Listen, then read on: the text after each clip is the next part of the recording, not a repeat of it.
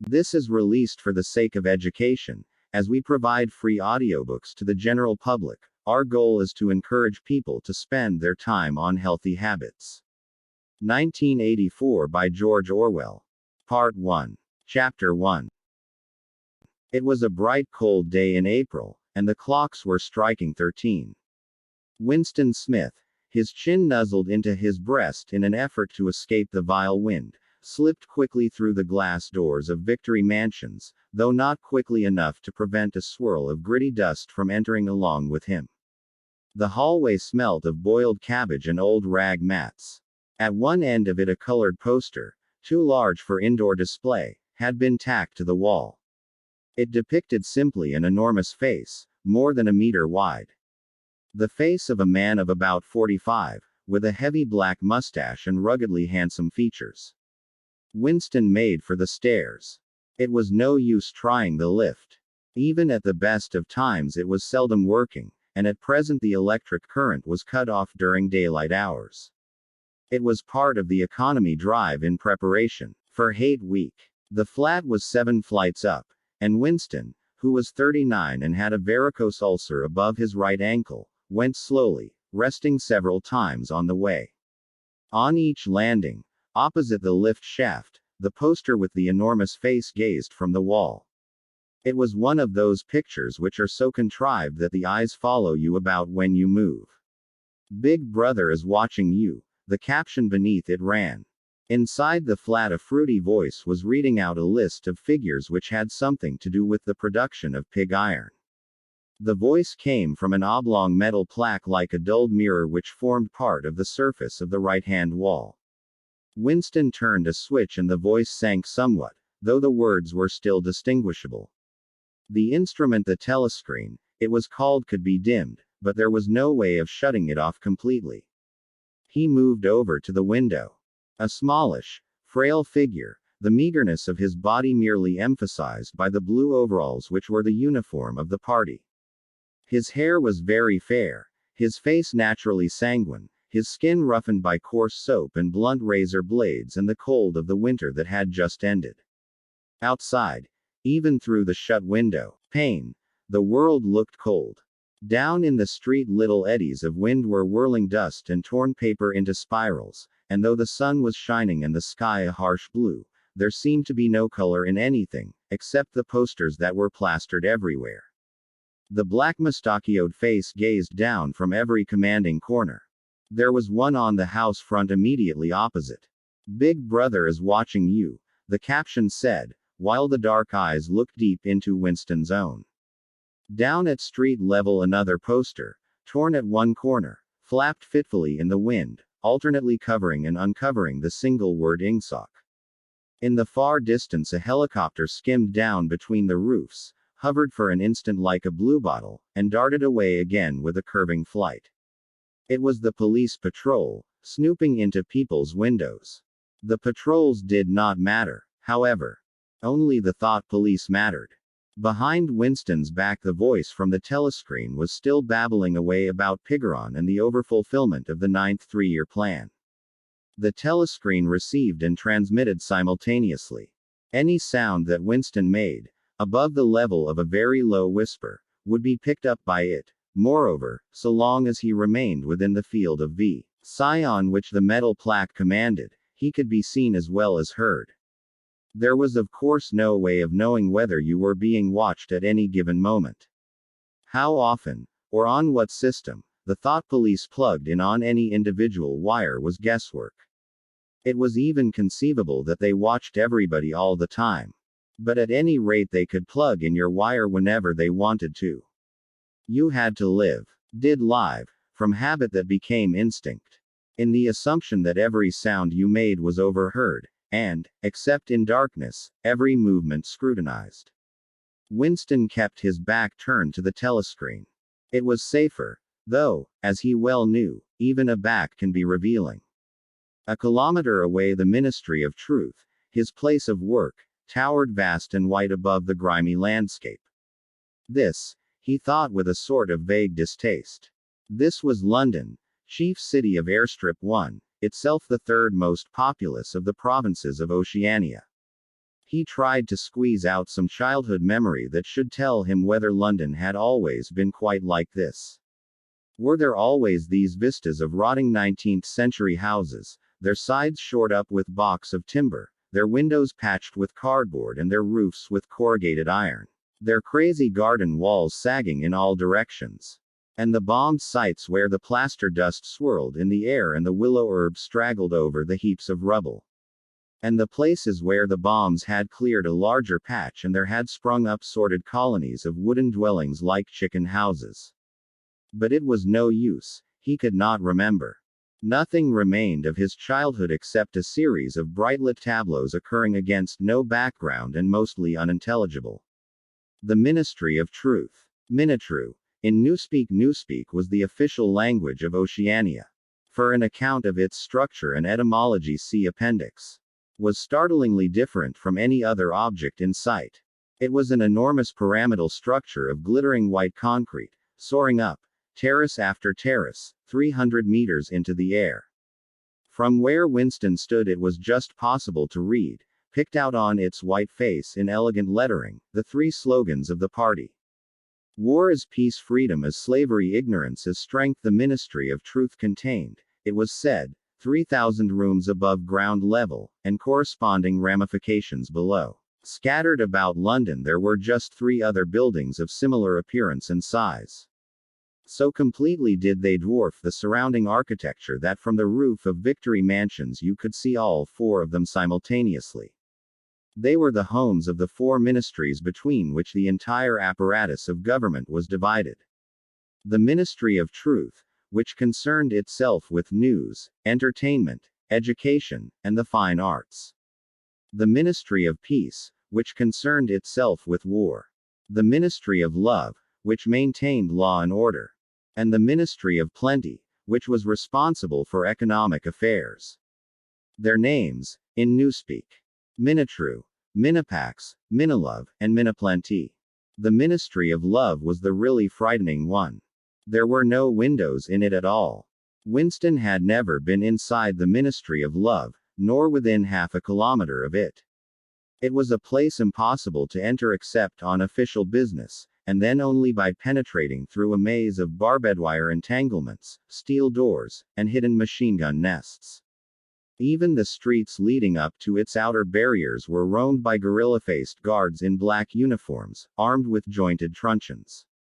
Winston turned round abruptly. He had set his features into the expression of quiet optimism which it was advisable to wear when facing the telescreen. He crossed the room into the tiny kitchen. By leaving the ministry at this time of day he had sacrificed his lunch in the canteen, and he was aware that there was no food in the kitchen except a hunk of dark-colored bread which had got to be saved for tomorrow's breakfast. He took down from the shelf a bottle of colorless liquid with a plain white label marked Victory Gin. It gave off a sickly, oily smell, as of Chinese rice spirit. Winston poured out nearly a teacupful, nerved himself for a shock, and gulped it down like a dose of medicine. Instantly his face turned scarlet and the water ran out of his eyes. The stuff was like nitric acid, and moreover, in swallowing it one had the sensation of being hit on the back of the head with a rubber club. The next moment, however, the burning in his belly died down and the world began to look more cheerful. He took a cigarette from a crumpled packet marked Victory Cigarettes and incautiously held it upright, whereupon the tobacco fell out onto the floor. With the next he was more successful. He went back to the living room and sat down at a small table that stood to the left of the telescreen. From the table drawer he took out a penholder, a bottle of ink, and a thick, quarto-sized blank book with a red back and a marbled cover. For some reason the telescreen in the living room was in an unusual position. Instead of being placed, as was normal, in the end wall, where it could command the whole room, it was in the longer wall, opposite the window. To one side of it there was a shallow alcove in which Winston was now sitting, and which, when the flats were built, had probably been intended to hold bookshelves.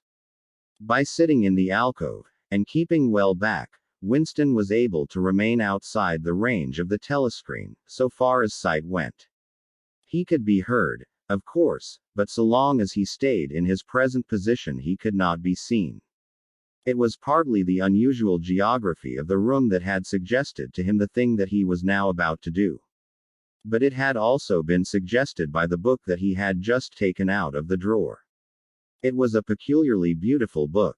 Its smooth, creamy paper, a little yellowed by age, was of a kind that had not been manufactured for at least 40 years past. He could guess, however, that the book was much older than that.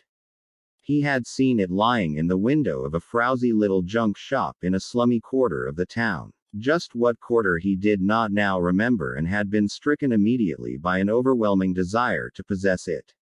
Party members were supposed not to go into ordinary shops, dealing on the free market, it was called, but the rule was not strictly kept, because there were various things, such as shoelaces and razor blades, which it was impossible to get hold of in any other way. He had given a quick glance up and down the street and then had slipped inside and bought the book for $2.50. At the time he was not conscious of wanting it for any particular purpose. He had carried it guiltily home in his briefcase. Even with nothing written in it, it was a compromising possession. The thing that he was about to do was to open a diary. This was not illegal, nothing was illegal, since there were no longer any laws. But if detected it was reasonably certain that it would be punished by death, or at least by 25 years in a forced labor camp. Winston fitted a nib into the penholder and sucked it to get the grease off. The pen was an archaic instrument, seldom used even for signatures, and he had procured one, furtively and with some difficulty, simply because of a feeling that the beautiful creamy paper deserved to be written on with a real nib instead of being scratched with an ink pencil. Actually, he was not used to writing by hand. Apart from very short notes, it was usual to dictate everything into the speak-write, which was of course impossible for his present purpose. He dipped the pen into the ink and then faltered for just a second. A tremor had gone through his bowels. To mark the paper was the decisive act. In small clumsy letters he wrote, April 4, 1984. He sat back. A sense of complete helplessness had descended upon him. To begin with, he did not know with any certainty that this was 1984. It must be round about that date, since he was fairly sure that his age was 39, and he believed that he had been born in 1944 or 1945. But it was never possible nowadays to pin down any date within a year or two. For whom, it suddenly occurred to him to wonder, was he writing this diary? For the future, for the unborn. His mind hovered for a moment round the doubtful date on the page, and then fetched up with a bump against the newspeak word doublethink. For the first time the magnitude of what he had undertaken came home to him.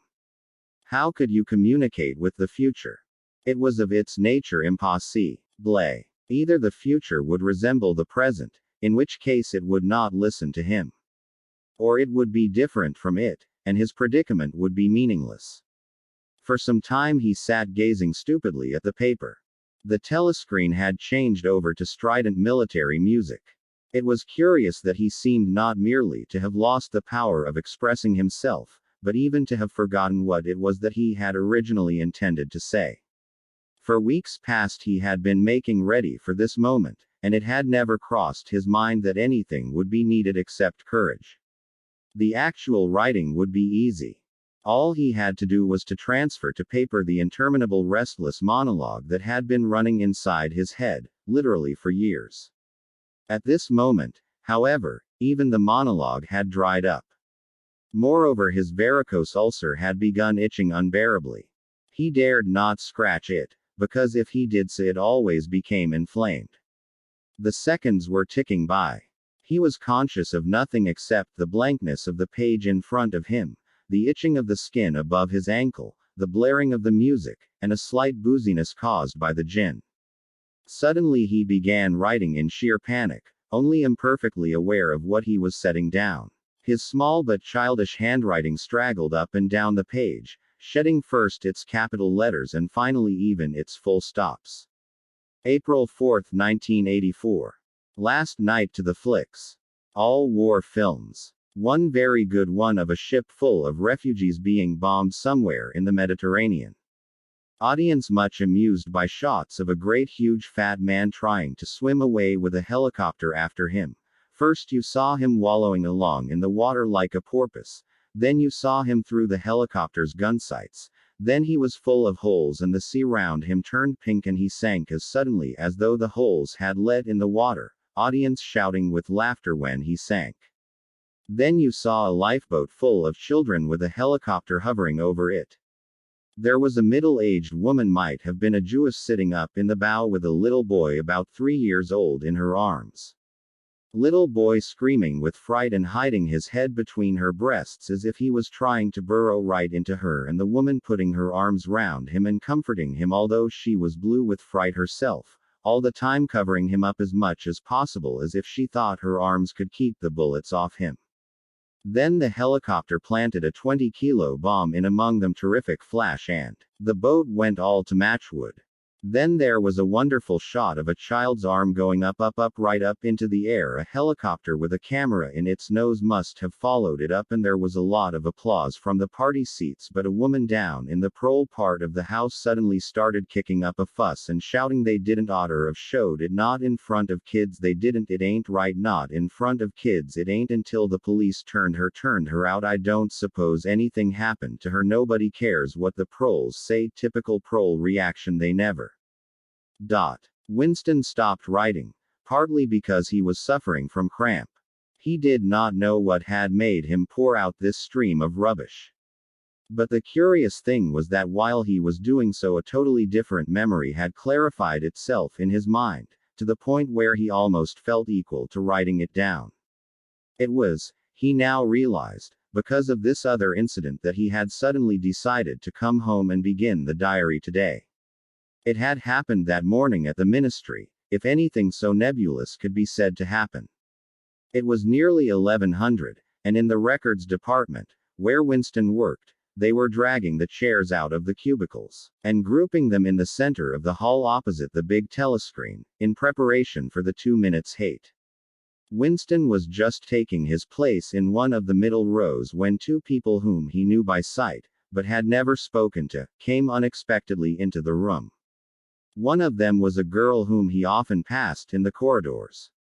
He did not know her name, but he knew that she worked in the fiction department. Presumably, since he had sometimes seen her with oily hands and carrying a spanner. She had some mechanical job on one of the novel writing machines. She was a bold-looking girl, of about 27, with thick hair, a freckled face, and swift, athletic movements.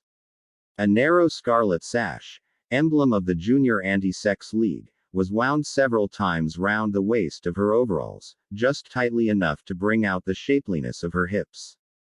Winston had disliked her from the very first moment of seeing her.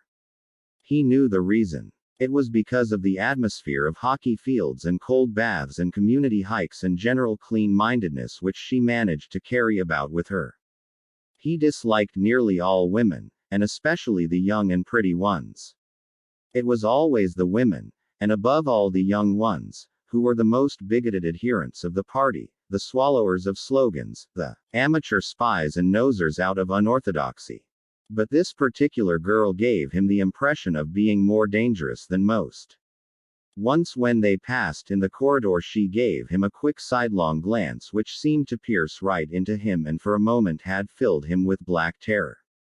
The idea had even crossed his mind that she might be an agent of the thought police. That, it was true, was very unlikely. Still, he continued to feel a peculiar uneasiness, which had fear mixed up in it as well as hostility, whenever she was anywhere near him. The other person was a man named O'Brien, a member of the inner party and holder of some post so important and remote that Winston had only a dim idea of its nature. A momentary hush passed over the group of people round the chairs as they saw the black overalls of an inner party member approaching. O'Brien was a large, burly man with a thick neck and a coarse, humorous, brutal face. In spite of his formidable appearance, he had a certain charm of manner. He had a trick of resettling his spectacles on his nose which was curiously disarming. In some indefinable way, curiously civilized. It was a gesture which, if anyone had still thought in such terms, might have recalled an 18th century nobleman offering his snuff-box. Winston had seen O'Brien perhaps a dozen times in almost as many years. He felt deeply drawn to him, and not solely because he was intrigued by the contrast between O'Brien's urbane manner and his prizefighter's physique. Much more it was because of a secretly held belief. Or perhaps not even a belief, merely a hope. That O'Brien's political orthodoxy was not perfect. Something in his face suggested it irresistibly. And again, perhaps it was not even unorthodoxy that was written in his face, but simply intelligence. But at any rate he had the appearance of being a person that you could talk to if somehow you could cheat the telescreen and get him alone. Winston had never made the smallest effort to verify this guess. Indeed, there was no way of doing so. At this moment O'Brien glanced at his wristwatch, saw that it was nearly 1100, and evidently decided to stay in the records department until the 2 minutes hate was over. He took a chair in the same row as Winston, a couple of places away. A small, sandy-haired woman who worked in the next cubicle to Winston was between them. The girl with dark hair was sitting immediately behind. The next moment a hideous, grinding speech, as of some monstrous machine running without oil, burst from the big telescreen at the end of the room. It was a noise that set one's teeth on edge and bristled the hair at the back of one's neck. The hate had started. As usual, the face of Emmanuel Goldstein, the enemy of the people, had flashed onto the screen. There were hisses here and there among the audience. The little sandy-haired woman gave a squeak of mingled fear and disgust. Goldstein was the renegade and backslider who once, long ago, how long ago, nobody quite remembered, had been one of the leading figures of the party, almost on a level with Big Brother himself, and then had engaged in counter-revolutionary activities, had been condemned to death, and had mysteriously escaped and disappeared. The programs of the 2 minutes hate varied from day to day, but there was none in which Goldstein was not the principal figure. He was the primal traitor, the earliest defiler of the party's purity.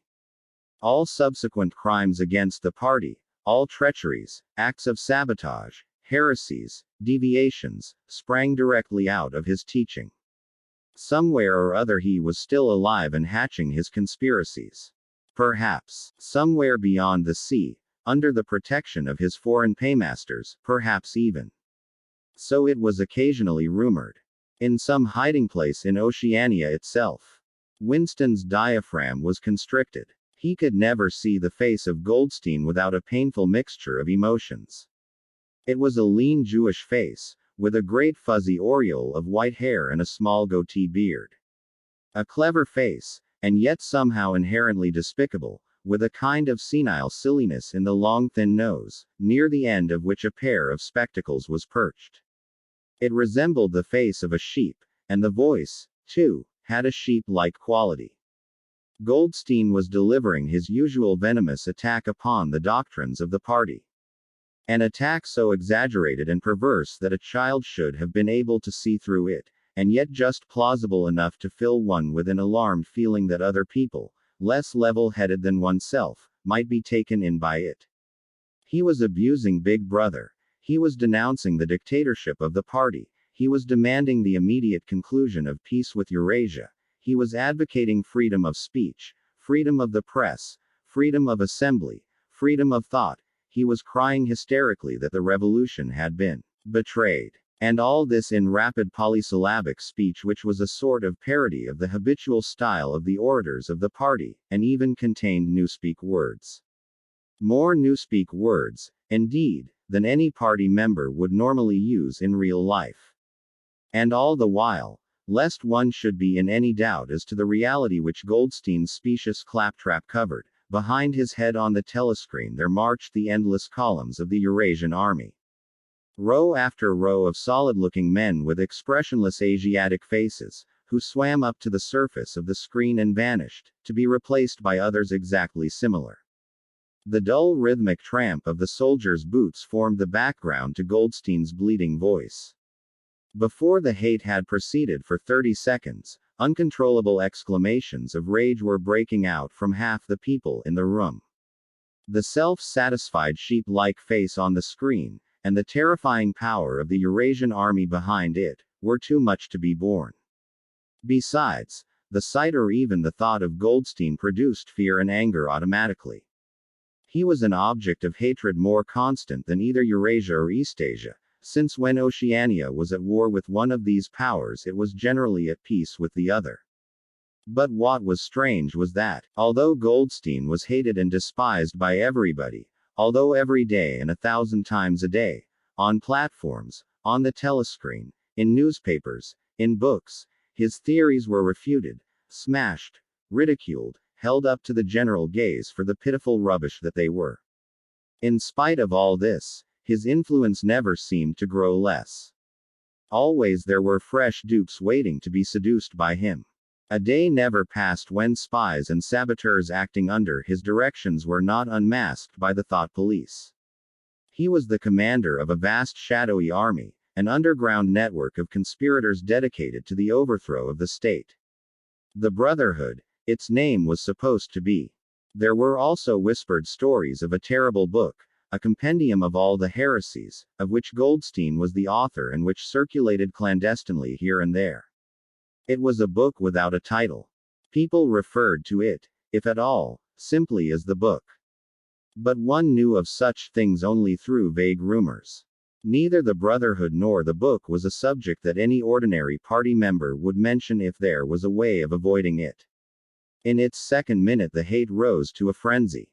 People were leaping up and down in their places and shouting at the tops of their voices in an effort to drown the maddening bleating voice that came from the screen. The little sandy-haired woman had turned bright pink, and her mouth was opening and shutting like that of a landed fish. Even O'Brien's heavy face was flushed. He was sitting very straight in his chair, his powerful chest swelling and quivering as though he were standing up to the assault of a wave. The dark-haired girl behind Winston had begun crying out, "Swine! Swine! Swine!" And suddenly she picked up a heavy Newspeak dictionary and flung it at the screen. It struck Goldstein's nose and bounced off. The voice continued inexorably. In a lucid moment Winston found that he was shouting with the others and kicking his heel violently against the rung of his chair.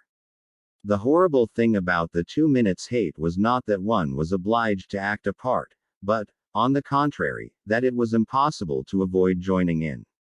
Within 30 seconds any pretense was always unnecessary. A hideous ecstasy of fear and vindictiveness, a desire to kill, to torture, to smash faces in with a sledgehammer, seemed to flow through the whole group of people like an electric current, turning one even against one's will into a grimacing, screaming lunatic. And yet the rage that one felt was an abstract, undirected emotion which could be switched from one object to another like the flame of a blowlamp. Thus, at one moment Winston's hatred was not turned against Goldstein at all, but, on the contrary, against Big Brother, the party, and the thought police. And at such moments his heart went out to the lonely, derided heretic on the screen, sole guardian of truth and sanity in a world of lies. And yet the very next instant he was at one with the people about him, and all that was said of Goldstein seemed to him to be true. At those moments his secret loathing of Big Brother changed into adoration, and Big Brother seemed to tower up, an invincible, fearless protector, standing like a rock against the hordes of Asia. And Goldstein, in spite of his isolation, his helplessness, and the doubt that hung about his very existence, seemed like some sinister enchanter, capable by the mere power of his voice of wrecking the structure of civilization.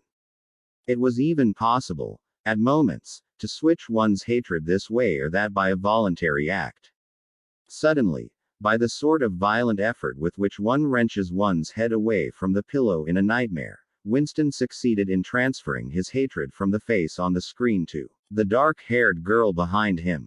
Vivid, beautiful hallucinations flashed through his mind. He would flog her to death with a rubber truncheon.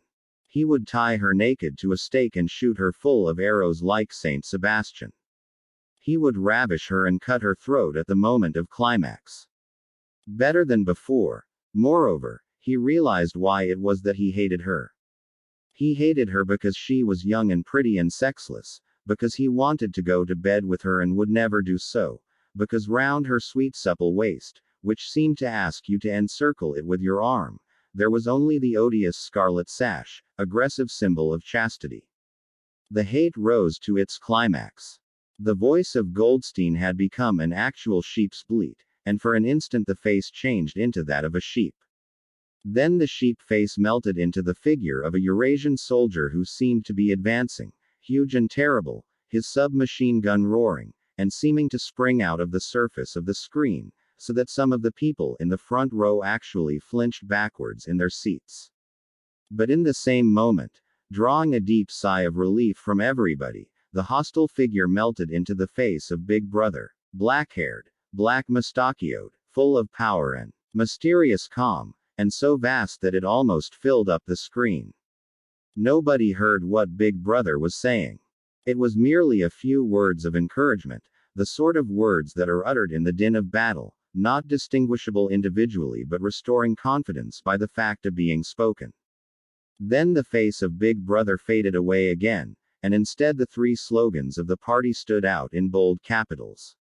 War is peace, freedom is slavery, ignorance is strength. But the face of Big Brother seemed to persist for several seconds on the screen, as though the impact that it had made on everyone's eyeballs was too vivid to wear off immediately.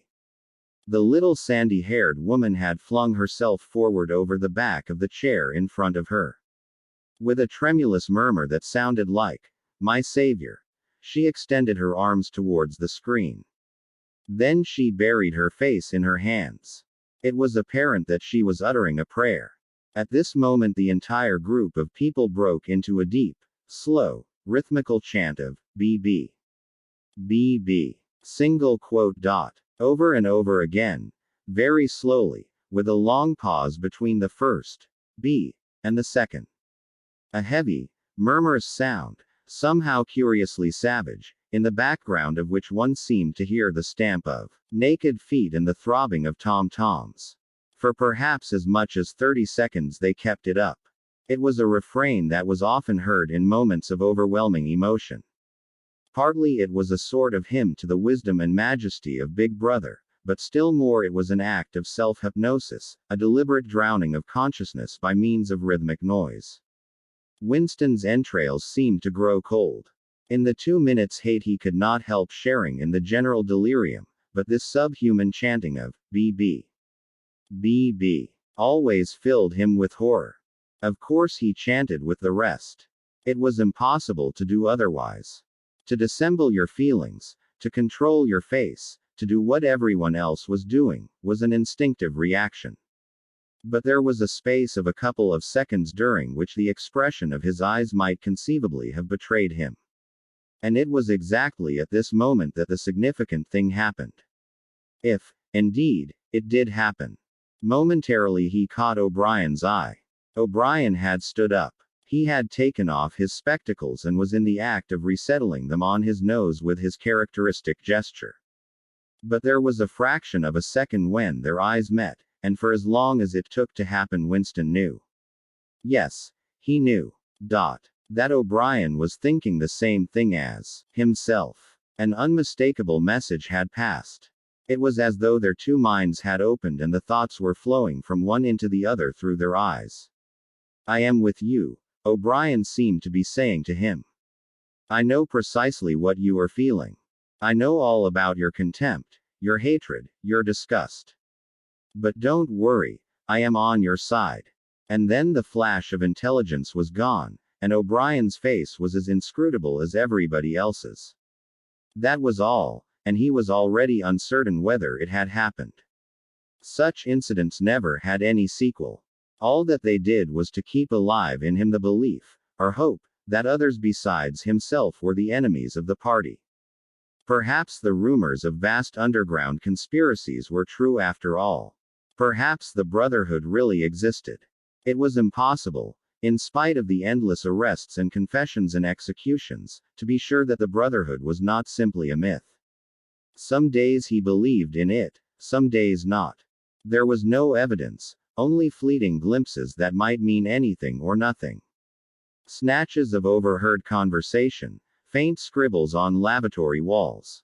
Once, even, when two strangers met, a small movement of the hand which had looked as though it might be a signal of recognition. It was all guesswork. Very likely he had imagined everything. He had gone back to his cubicle without looking at O'Brien again. The idea of following up their momentary contact hardly crossed his mind. It would have been inconceivably dangerous even if he had known how to set about doing it. For a second, 2 seconds, they had exchanged an equivocal glance, and that was the end of the story. But even that was a memorable event, in the locked loneliness in which one had to live. Winston roused himself and sat up straighter. He let out a belch. The gin was rising from his stomach. His eyes refocused on the page. He discovered that while he sat helplessly musing, he had also been writing, as though by automatic action. And it was no longer the same cramped, awkward handwriting as before. His pen had slid voluptuously over the smooth paper, printing in large neat capitals. Down with Big Brother, down with Big Brother, down with Big Brother, down with Big Brother, down with Big Brother, over and over again, filling half a page. He could not help feeling a twinge of panic. It was absurd, since the writing of those particular words was not more dangerous than the initial act of opening the diary, but for a moment he was tempted to tear out the spoiled pages and abandon the enterprise altogether. He did not do so, however, because he knew that it was useless. Whether he wrote down with Big Brother, or whether he refrained from writing it, made no difference. Whether he went on with the diary, or whether he did not go on with it, made no difference. The thought police would get him just the same. He had committed, would still have committed, even if he had never set pen to paper, the essential crime that contained all others in itself. Thought crime, they called it. Thought crime was not a thing that could be concealed forever. You might dodge successfully for a while, even for years, but sooner or later they were bound to get you. It was always at night. The arrests invariably happened at night. The sudden jerk out of sleep, the rough hand shaking your shoulder, the lights glaring in your eyes, the ring of hard faces round the bed. In the vast majority of cases there was no trial, no report of the arrest. People simply disappeared, always during the night.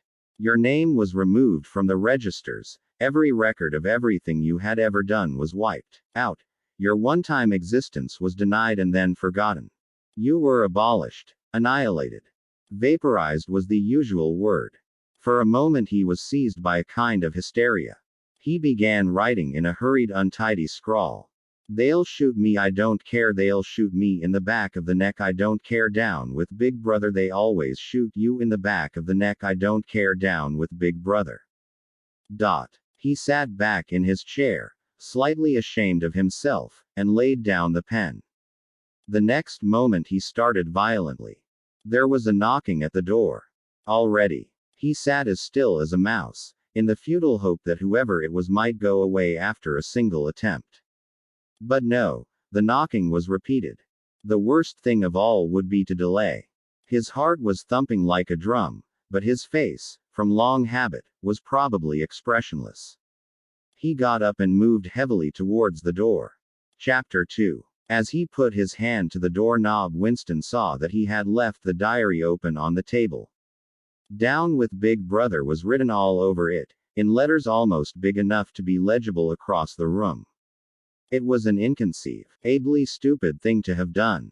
But, he realized, even in his panic he had not wanted to smudge the creamy paper by shutting the book while the ink was wet. He drew in his breath and opened the door. Instantly a warm wave of relief flowed through him. A colorless, crushed-looking woman, with wispy hair and a lined face, was standing outside. "Oh, comrade," she began in a dreary, whining sort of voice, "I thought I heard you come in. Do you think you could come across and have a look at our kitchen sink?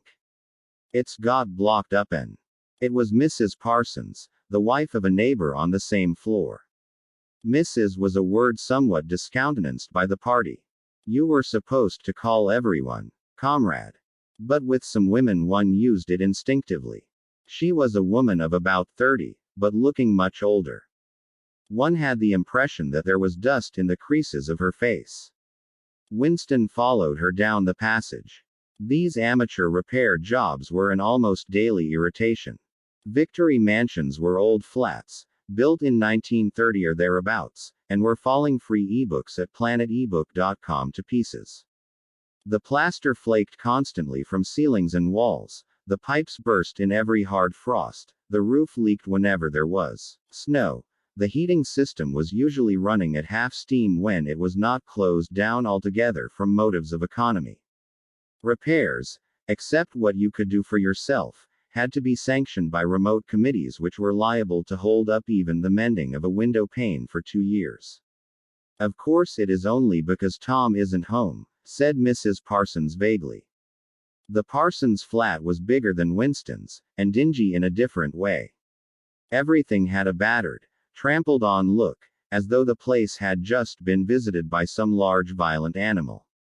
Games impedimenta, hockey sticks, boxing gloves, a burst football, a pair of sweaty shorts turned inside out, lay all over the floor, and on the table there was a litter of dirty dishes and dog-eared exercise books. On the walls were scarlet banners of the Youth League and the Spies, and a full-sized poster of Big Brother. There was the usual boiled cabbage smell, common to the whole building, but it was shot through by a sharper reek of sweat, which one knew this at the first sniff, though it was hard to say how. Was the sweat of some person not present at the moment? In another room someone with a comb and a piece of toilet paper was trying to keep tune with the military music which was still issuing from the telescreen. It's the children, said Mrs. Parsons, casting a half-apprehensive glance at the door. They haven't been out today. And of course. She had a habit of breaking off her sentences in the middle. The kitchen sink was full nearly to the brim with filthy greenish water which smelt worse than ever of cabbage. Winston knelt down and examined the angle joint of the pipe.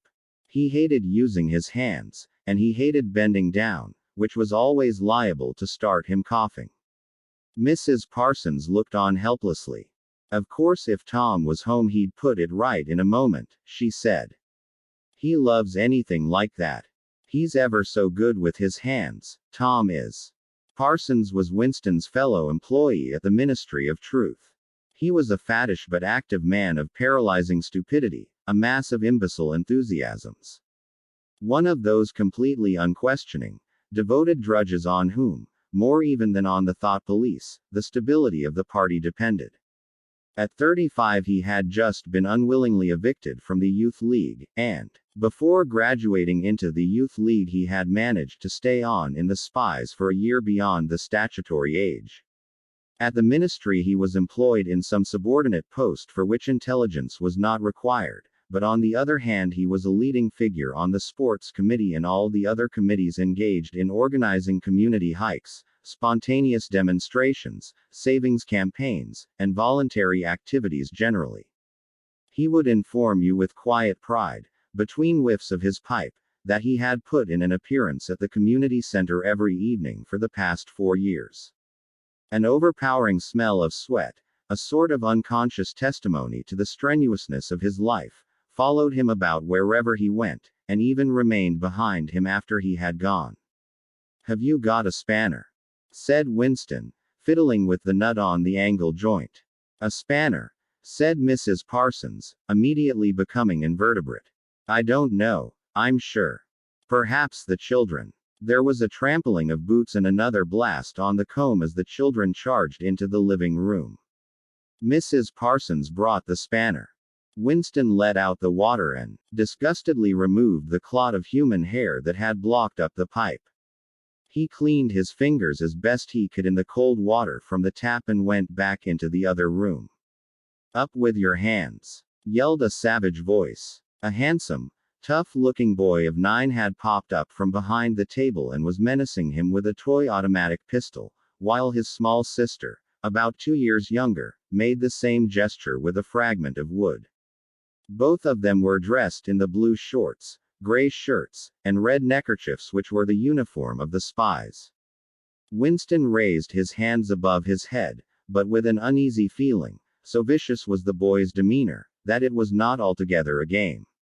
"You're a traitor," yelled the boy. "You're a thought criminal. You're a Eurasian spy. I'll shoot you. I'll vaporize you. I'll send you to the salt mines." Suddenly they were both leaping round him, shouting, "Traitor!" and "Thought criminal!" the little girl imitating her brother in every movement. It was somehow slightly frightening, like the gamboling of tiger cubs which will soon grow up into man-eaters. There was a sort of calculating ferocity in the boy's eye, a quite evident desire to hit or kick Winston, and a consciousness of being very nearly big enough to do so. It was a good job it was not a real pistol he was holding, Winston thought. Mrs. Parsons' eyes flitted nervously from Winston to the children, and back again. In the better light of the living room he noticed with interest that there actually was dust in the creases of her face. "They do get so noisy," she said. "They're disappointed because they couldn't go to see the hanging, that's what it is. I'm too busy to take them. And Tom won't be back from work in time. Why can't we go and see the hanging?" roared the boy in his huge voice. "Want to see the hanging. Want to see the hanging," chanted the little girl, still capering round. Some Eurasian prisoners, guilty of war crimes, were to be hanged in the park that evening, Winston remembered. This happened about once a month, and was a popular spectacle. Children always clamored to be taken to see it. He took his leave of Mrs. Parsons and made for the door. But he had not gone 6 steps down the passage when something hit the back of his neck, an agonizingly painful blow. It was as though a red-hot wire had been jabbed into him. He spun round just in time to see Mrs. Parsons dragging her son back into the doorway while the boy pocketed a catapult. "Goldstein!" bellowed the boy as the door closed on him. But what most struck Winston was the look of helpless fright on the woman's grayish face. Back in the flat he stepped quickly past the telescreen and sat down at the table again, still rubbing his neck. The music from the telescreen had stopped. Instead, a clipped military voice was reading out, with a sort of brutal relish, a description of the armaments of the new floating fortress which had just been anchored between Iceland and the Faroe Islands. With those children, he thought, that wretched woman must lead a life of terror. Another year, 2 years, and they would be watching her night and day for symptoms of unorthodoxy. Nearly all children nowadays were horrible. What was worst of all was that by means of such organizations as the spies they were systematically turned into ungovernable little savages, and yet this produced in them no tendency whatever to rebel against the discipline of the party. On the contrary, they adored the party and everything connected with it. The songs, the processions, the banners, the hiking, the drilling with dummy rifles, the yelling of slogans, the worship of Big Brother. It was all a sort of glorious game to them. All their ferocity was turned outwards, against the enemies of the state, against foreigners, traitors, saboteurs, thought criminals. It was almost normal for people over 30 to be frightened of their own children. And with good reason, for hardly a week passed in which the Times did not carry a paragraph describing how some eavesdropping little sneak child hero, was the phrase generally used, had overheard some compromising remark and denounced its parents to the thought police. The sting of the catapult bullet had worn off. He picked up his pen half-heartedly, wondering whether he could find something more to write in the diary. Suddenly he began thinking of O'Brien again.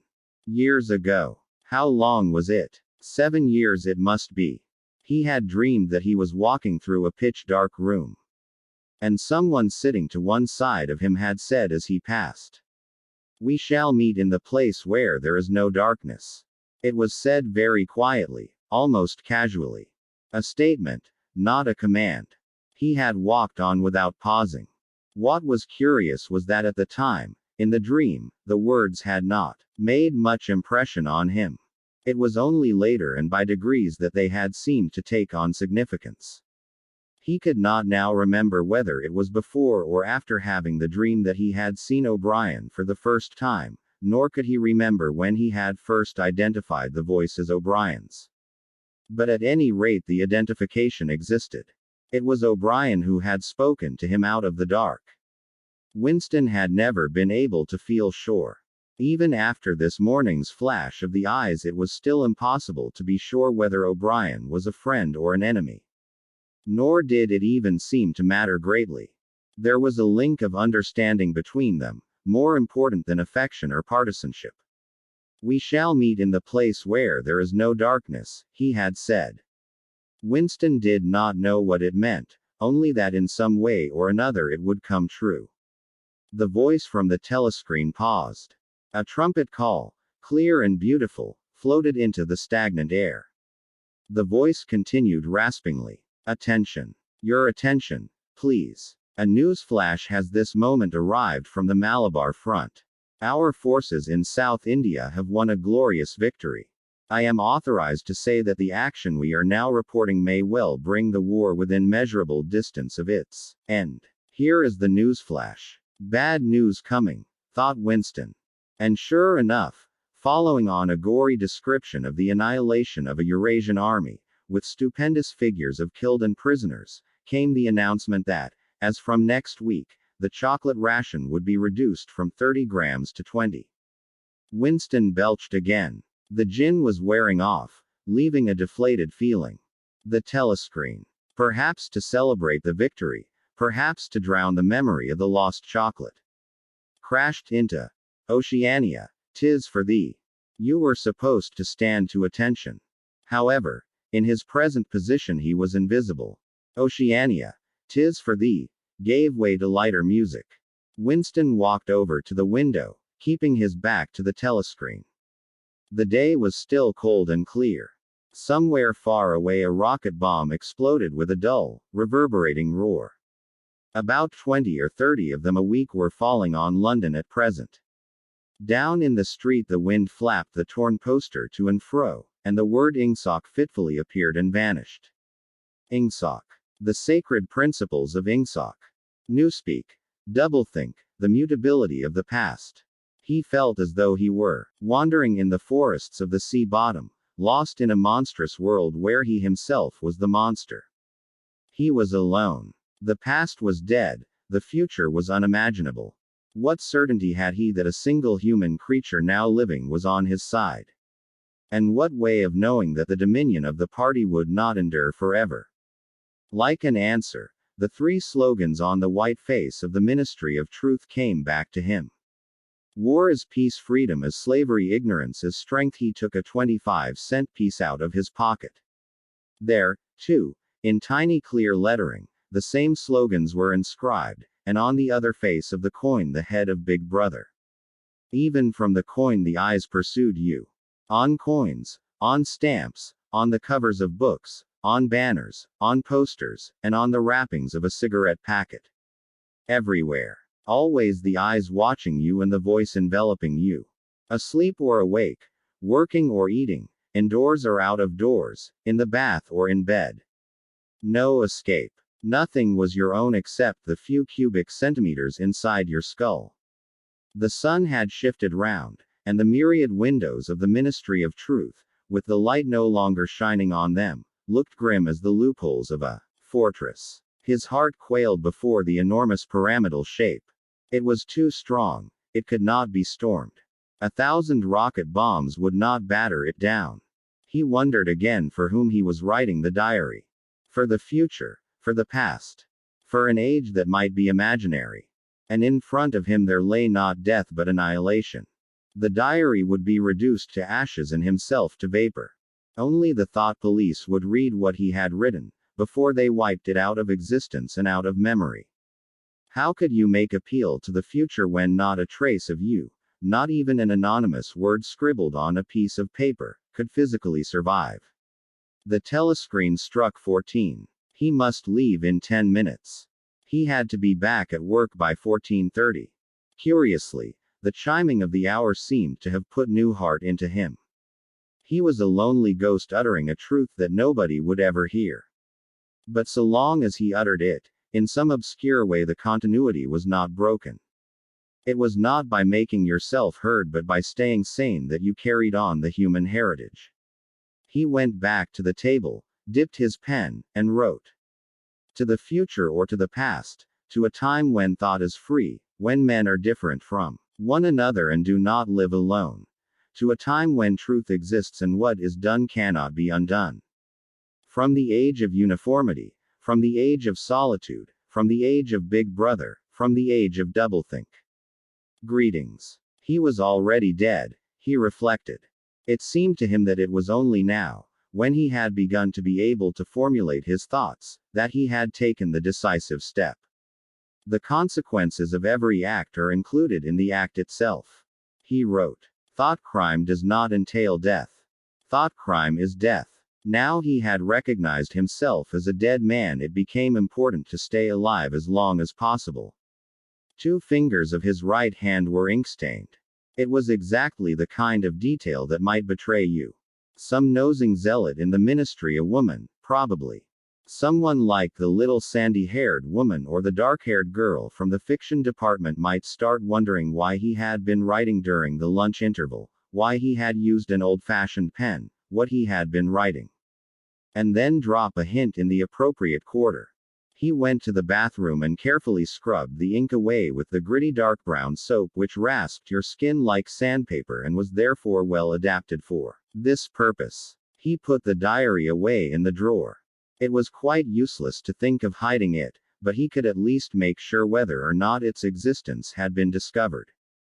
A hair laid across the page ends was too obvious. With the tip of his finger he picked up an identifiable grain of whitish dust and deposited it on the corner of the cover, where it was bound to be shaken off if the book was moved. Chapter 3. Winston was dreaming of his mother. He must, he thought, have been 10 or 11 years old when his mother had disappeared. She was a tall, statuesque, rather silent woman with slow movements and magnificent fair hair. His father he remembered more vaguely as dark and thin, dressed always in neat dark clothes. Winston remembered especially the very thin soles of his father's shoes and wearing spectacles. The 2 of them must evidently have been swallowed up in one of the first great purges of the 50s. At this moment his mother was sitting in some place deep down beneath him, with his young sister in her arms. He did not remember his sister at all, except as a tiny, feeble baby, always silent, with large, watchful eyes. Both of them were looking up at him. They were down in some subterranean place. The bottom of a well, for instance, or a very deep grave. But it was a place which, already far below him, was itself moving downwards. They were in the saloon of a sinking ship, looking up at him through the darkening water. There was still air in the saloon, they could still see him and he them, but all the while they were sinking down, down into the green waters which in another moment must hide them from sight forever.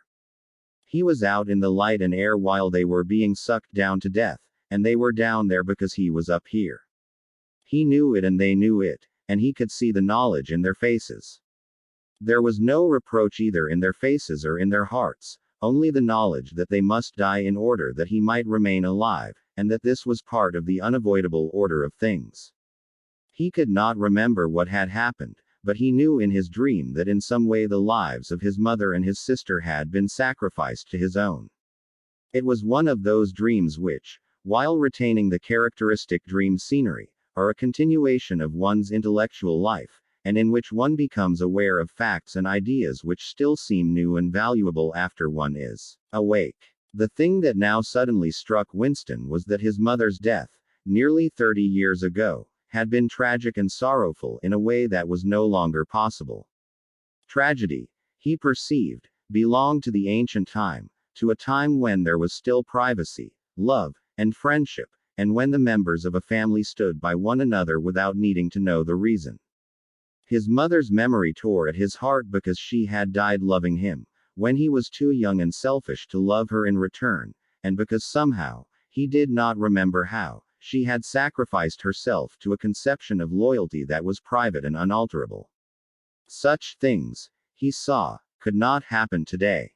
Today there were fear, hatred, and pain, but no dignity of emotion, no deep or complex sorrows. All this he seemed to see in the large eyes of his mother and his sister, looking up at him through the green water, hundreds of fathoms down and still sinking. Suddenly he was standing on short springy turf, on a summer evening when the slanting rays of the sun gilded the ground. The landscape that he was looking at recurred so often in his dreams that he was never fully certain whether or not he had seen it in the real world. In his waking thoughts he called it the Golden Country. It was an old, rabbit-bitten pasture, with a foot track wandering across it and a molehill here and there. In the ragged hedge on the opposite side of the field the boughs of the elm trees were swaying very faintly in the breeze, their leaves just stirring in dense masses like women's hair. Somewhere near at hand, though out of sight, there was a clear, slow-moving stream where dace were swimming in the pools under the willow trees.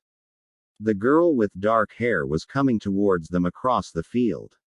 With what seemed a single movement she tore off her clothes and flung them disdainfully aside.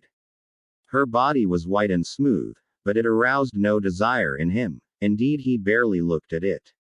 What overwhelmed him in that instant was admiration for the gesture with which she had thrown her clothes aside. With its grace and carelessness it seemed to annihilate a whole culture, a whole system of thought, as though Big Brother and the party and the thought police could all be swept into nothingness by a single splendid movement of the arm. That too was a gesture belonging to the ancient time. Winston woke up with the word, Shakespeare, on his lips. The telescreen was giving forth an ear-splitting whistle which continued on the same note for 30 seconds. It was not 7:15, getting up time for office workers. Winston wrenched his body out of bed. Naked, for a member of the outer party received only 3,000 clothing coupons annually, and a suit of pajamas was 600. And seized a dingy singlet and a pair of shorts that were lying across a chair. The physical jerks would begin in 3 minutes.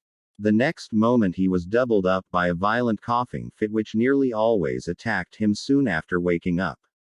It emptied his lungs so completely that he could only begin breathing again by lying on his back and taking a series of deep gasps. His veins had swelled with the effort of the cough, and the varicose ulcer had started itching. 30 to 40 group. Yapped a piercing female voice. 30 to 40 group. Take your places, please.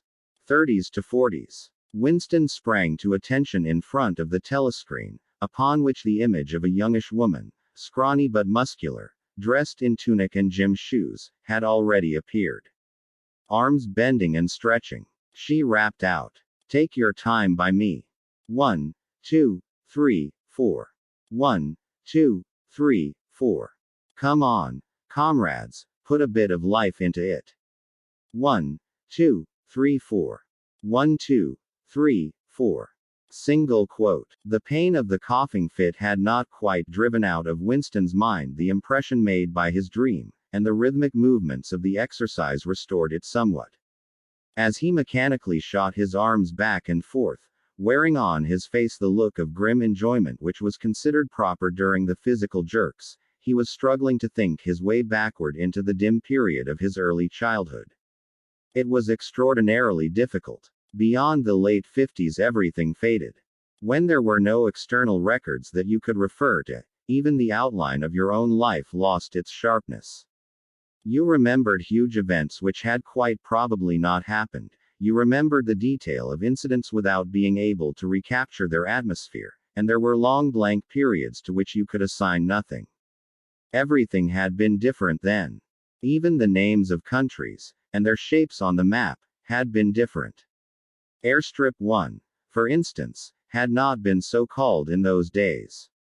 It had been called England or Britain, though London, he felt fairly certain, had always been called London. Winston could not definitely remember a time when his country had not been at war, but it was evident that there had been a fairly long interval of peace during his childhood, because one of his early memories was of an air raid which appeared to take everyone by surprise. Perhaps it was the time when the atomic bomb had fallen on Colchester. He did not remember the raid itself, but he did remember his father's hand clutching his own as they hurried down, down into some place deep in the earth, round and round a spiral staircase which rang under his feet and which finally so wearied his legs that he began whimpering and they had to stop and rest. His mother, in her slow, dreamy way, was following a long way behind them. She was carrying his baby sister. Or perhaps it was only a bundle of blankets that she was carrying. He was not certain whether his sister had been born then. Finally they had emerged into a noisy, crowded place which he had realized to be a tube station. There were people sitting all over the stone-flagged floor, and other people, packed tightly together, were sitting on metal bunks, one above the other. Winston and his mother and father found themselves a place on the floor, and near them an old man and an old woman were sitting side by side on a bunk. The old man had on a decent dark suit and a black cloth cap pushed back from very white hair. His face was scarlet and his eyes were blue and full of tears. He reeked of gin. It seemed to breathe out of his skin in place of sweat, and one could have fancied that the tears welling from his eyes were pure gin. But though slightly drunk, he was also suffering under some grief that was genuine and unbearable. In his childish way, Winston grasped that some terrible thing, something that was beyond forgiveness and could never be remedied, had just happened. It also seemed to him that he knew what it was.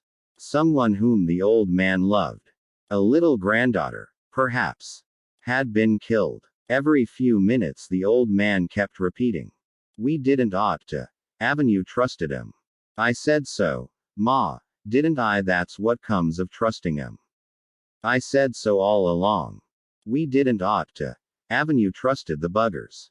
But which buggers they didn't ought to have trusted Winston could not now remember. Since about that time, war had been literally continuous, though strictly speaking it had not always been the same war. For several months during his childhood there had been confused street fighting in London itself, some of which he remembered vividly. But to trace out the history of the whole period, to say who was fighting whom at any given moment, would have been utterly impossible, since no written record, and no spoken word, ever made mention of any other alignment than the existing one. At this moment, for example, in 1984, if it was 1984, Oceania was at war with Eurasia and in alliance with Eastasia. In no public or private utterance was it ever admitted that the three powers had at any time been grouped along different lines. Actually, as Winston well knew, it was only 4 years since Oceania had been at war with Eastasia and in alliance with Eurasia. But that was merely a piece of furtive knowledge which he happened to possess because his memory was not satisfactorily under control. Officially the change of partners had never happened. Oceania was at war with Eurasia. Therefore Oceania had always been at war with Eurasia. The enemy of the moment always represented absolute evil, and it followed that any past or future agreement with him was impossible. The frightening thing, he reflected for the 10,000th time as he forced his shoulders painfully backward with hands on hips, they were gyrating their bodies from the waist, an exercise that was supposed to be good for the back muscles. The frightening thing was that it might all be true. If the party could thrust its hand into the past and say of this or that event, it never happened. That, surely, was more terrifying than mere torture and death. The party said that Oceania had never been in alliance with Eurasia. He, Winston Smith, knew that Oceania had been in alliance with Eurasia as short a time as 4 years ago. But where did that knowledge exist? Only in his own consciousness, which in any case must soon be annihilated. And if all others accepted the lie which the party imposed, if all records told the same tale, then the lie passed into history and became truth. Who controls the past, ran the party slogan, controls the future. Who controls the present controls the past. And yet the past, though of its nature alterable, never had been altered. Whatever was true now was true from everlasting to everlasting. It was quite simple. All that was needed was an unending series of victories over your own memory. Reality control, they called it. In Newspeak. Doublethink. Stand easy, barked the instructress, a little more genially. Winston sank his arms to his sides and slowly refilled his lungs with air. His mind slid away into the labyrinthine world of doublethink.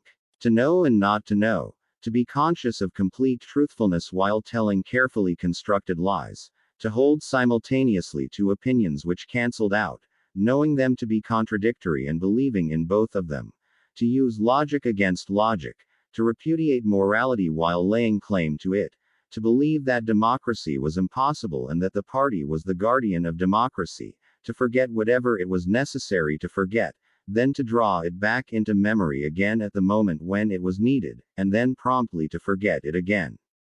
And above all, to apply the same process to the process itself. That was the ultimate subtlety. Consciously to induce unconsciousness, and then, once again, to become unconscious of the act of hypnosis you had just performed. Even to understand the word doublethink involved the use of doublethink. The instructress had called them to attention again. And now let's see which of us can touch our toes, she said enthusiastically. Right over from the hips, please, comrades. 1 2. 1 2. Winston loathed this exercise, which sent shooting pains all the way from his heels to his buttocks and often ended by bringing on another coughing fit. The half-pleasant quality went out of his meditations. The past, he reflected, had not merely been altered, it had been actually destroyed.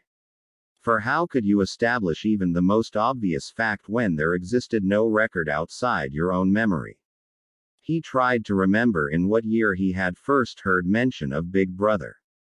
He thought it must have been at some time in the 60s, but it was impossible to be certain. In the party histories, of course, Big Brother figured as the leader and guardian of the revolution since its very earliest days.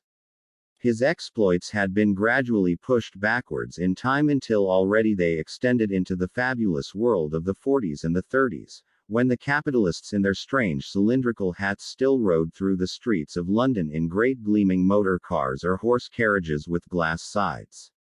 There was no knowing how much of this legend was true and how much invented. Winston could not even remember at what date the party itself had come into existence. He did not believe he had ever heard the word Ingsoc before 1960, but it was possible that in its old speak form. English socialism, that is to say. It had been current earlier. Everything melted into mist. Sometimes, indeed, you could put your finger on a definite lie. It was not true, for example, as was claimed in the party history books, that the party had invented aeroplanes. He remembered aeroplanes since his earliest childhood. But you could prove nothing. There was never any evidence. Just once in his whole life he had held in his hands unmistakable documentary proof of the falsification of an historical fact. And on that occasion, Smith, screamed the shrewish voice from the telescreen. 6079 Smith W. Yes, you. Bend lower, please. You can do better than that. You're not trying. Lower, please. That's better, comrade. Now stand at ease, the whole squad, and watch me. A sudden hot sweat had broken out all over Winston's body. His face remained completely inscrutable. Never show dismay. Never show resentment. A single flicker of the eyes could give you away. He stood watching while the instructress raised her arms above her head and, one could not say gracefully, but with remarkable neatness and efficiency, bent over and tucked the first joint of her fingers under her toes. There, comrades. That's how I want to see you doing it. Watch me again. I'm 39 and I've had 4 children. Now look. She bent over again. You see my knees aren't bent. You can all do it if you want to, she added as she straightened herself up. Anyone under 45 is perfectly capable of touching his toes. We don't all have the privilege of fighting in the front line, but at least we can all keep fit. Remember our boys on the Malabar front. And the sailors in the floating fortresses. Just think what they have to put up with. Now try again. That's better. Comrade. That's much better, she added encouragingly as Winston, with a violent lunge, succeeded in touching his toes with knees unbent, for the first time in several years.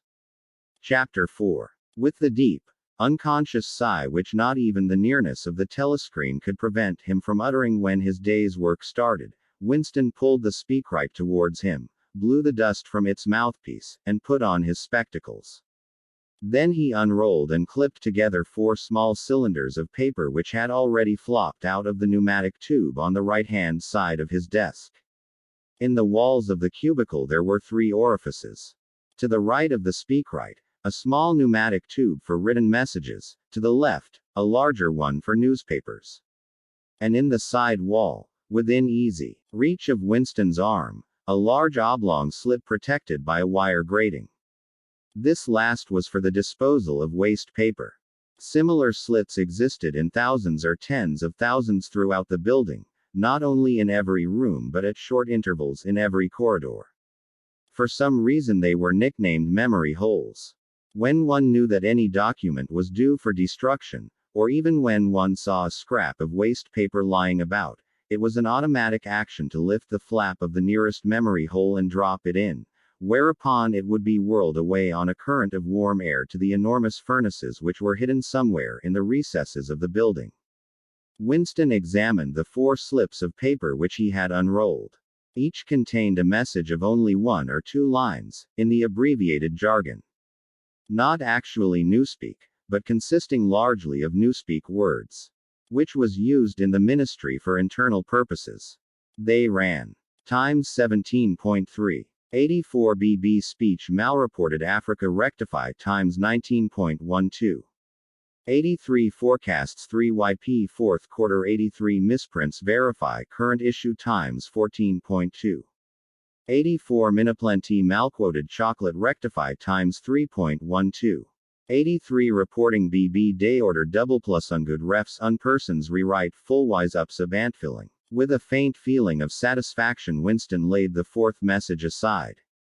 It was an intricate and responsible job and had better be dealt with last.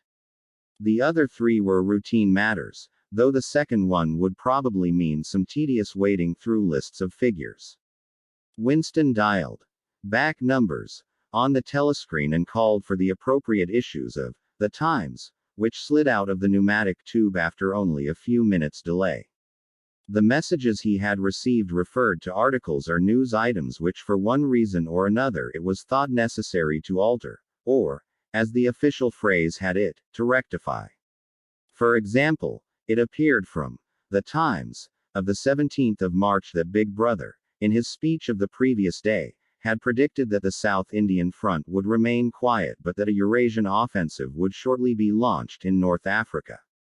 As it happened, the Eurasian Higher Command had launched its offensive in South India and left North Africa alone. It was therefore necessary to rewrite a paragraph of Big Brother's speech, in such a way as to make him predict the thing that had actually happened. Or again, The Times, of the 19th of December had published the official forecasts of the output of various classes of consumption goods in the 4th quarter of 1983, which was also the 6th quarter of the 9th 3-year plan. Today's issue contained a statement of the actual output, from which it appeared that the forecasts were in every instance grossly wrong. Winston's job was to rectify the original figures by making them agree with the later ones. As for the 3rd message, it referred to a very simple error which could be set right in a couple of minutes. As short a time ago as February, the Ministry of Plenty had issued a promise, a categorical pledge, were the official words that there would be no reduction of the chocolate ration during 1984. Actually, as Winston was aware, the chocolate ration was to be reduced from 30 grams to 20 at the end of the present week. All that was needed was to substitute for the original promise a warning that it would probably be necessary to reduce the ration at some time in April. As soon as Winston had dealt with each of the messages, he clipped his speakwritten corrections to the appropriate copy of The Times, and pushed them into the pneumatic tube. Then, with a movement which was as nearly as possible unconscious, he crumpled up the original message and any notes that he himself had made, and dropped them into the memory hole to be devoured by the flames. What happened in the unseen labyrinth to which the pneumatic tubes led, he did not know in detail, but he did know in general terms. As soon as all the corrections which happened to be necessary in any particular number of The Times had been assembled and collated, that number would be reprinted, the original copy destroyed, and the corrected copy placed on the files in its stead. This process of continuous alteration was applied not only to newspapers, but to books, periodicals, pamphlets, posters, leaflets, films, soundtracks, cartoons, photographs. To every kind of literature or documentation which might conceivably hold any political or ideological significance. Day by day and almost minute by minute the past was brought up to date. In this way every prediction made by the party could be shown by documentary evidence to have been correct, nor was any item of news, or any expression of opinion, which conflicted with the needs of the moment, ever allowed to remain on record. All history was a palimpsest, scraped clean and reinscribed exactly as often as was necessary. In no case would it have been possible, once the deed was done, to prove that any falsification had taken place. The largest section of the records department, far larger than the one on which Winston worked, consisted simply of persons whose duty it was to track down and collect all copies of books, newspapers, and other documents which had been superseded and were due for destruction. A number of The Times, which might, because of changes in political alignment, or mistaken prophecies uttered by Big Brother, have been rewritten a dozen times, still stood on the files bearing its original date, and no other copy existed to contradict it. Books, also, were recalled and rewritten again and again, and were invariably reissued without any admission that any alteration had been made. Even the written instructions which Winston received, and which he invariably got rid of as soon as he had dealt with them, never stated or implied that an act of forgery was to be committed. Always the reference was to slips, errors, misprints, or misquotations which it was necessary to put right in the interests of accuracy. But actually, he thought as he readjusted the Ministry of Plenty's figures, it was not even forgery. It was merely the substitution of one piece of nonsense for another. Most of the material that you were dealing with had no connection with anything in the real world, not even the kind of connection that is contained in a direct lie. Statistics were just as much a fantasy in their original version as in their rectified version. A great deal of the time you were expected to make them up out of your head.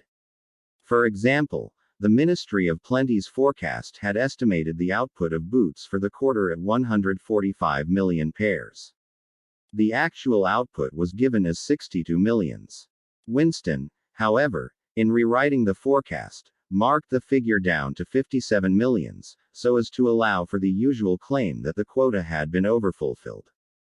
In any case, 62 millions was no nearer the truth than 57 millions, or than 145 millions. Very likely no boots had been produced at all. Likelier still, nobody knew how many had been produced, much less cared. All one knew was that every quarter astronomical numbers of boots were produced on paper, while perhaps half the population of Oceania went barefoot. And so it was with every class of recorded fact, great or small.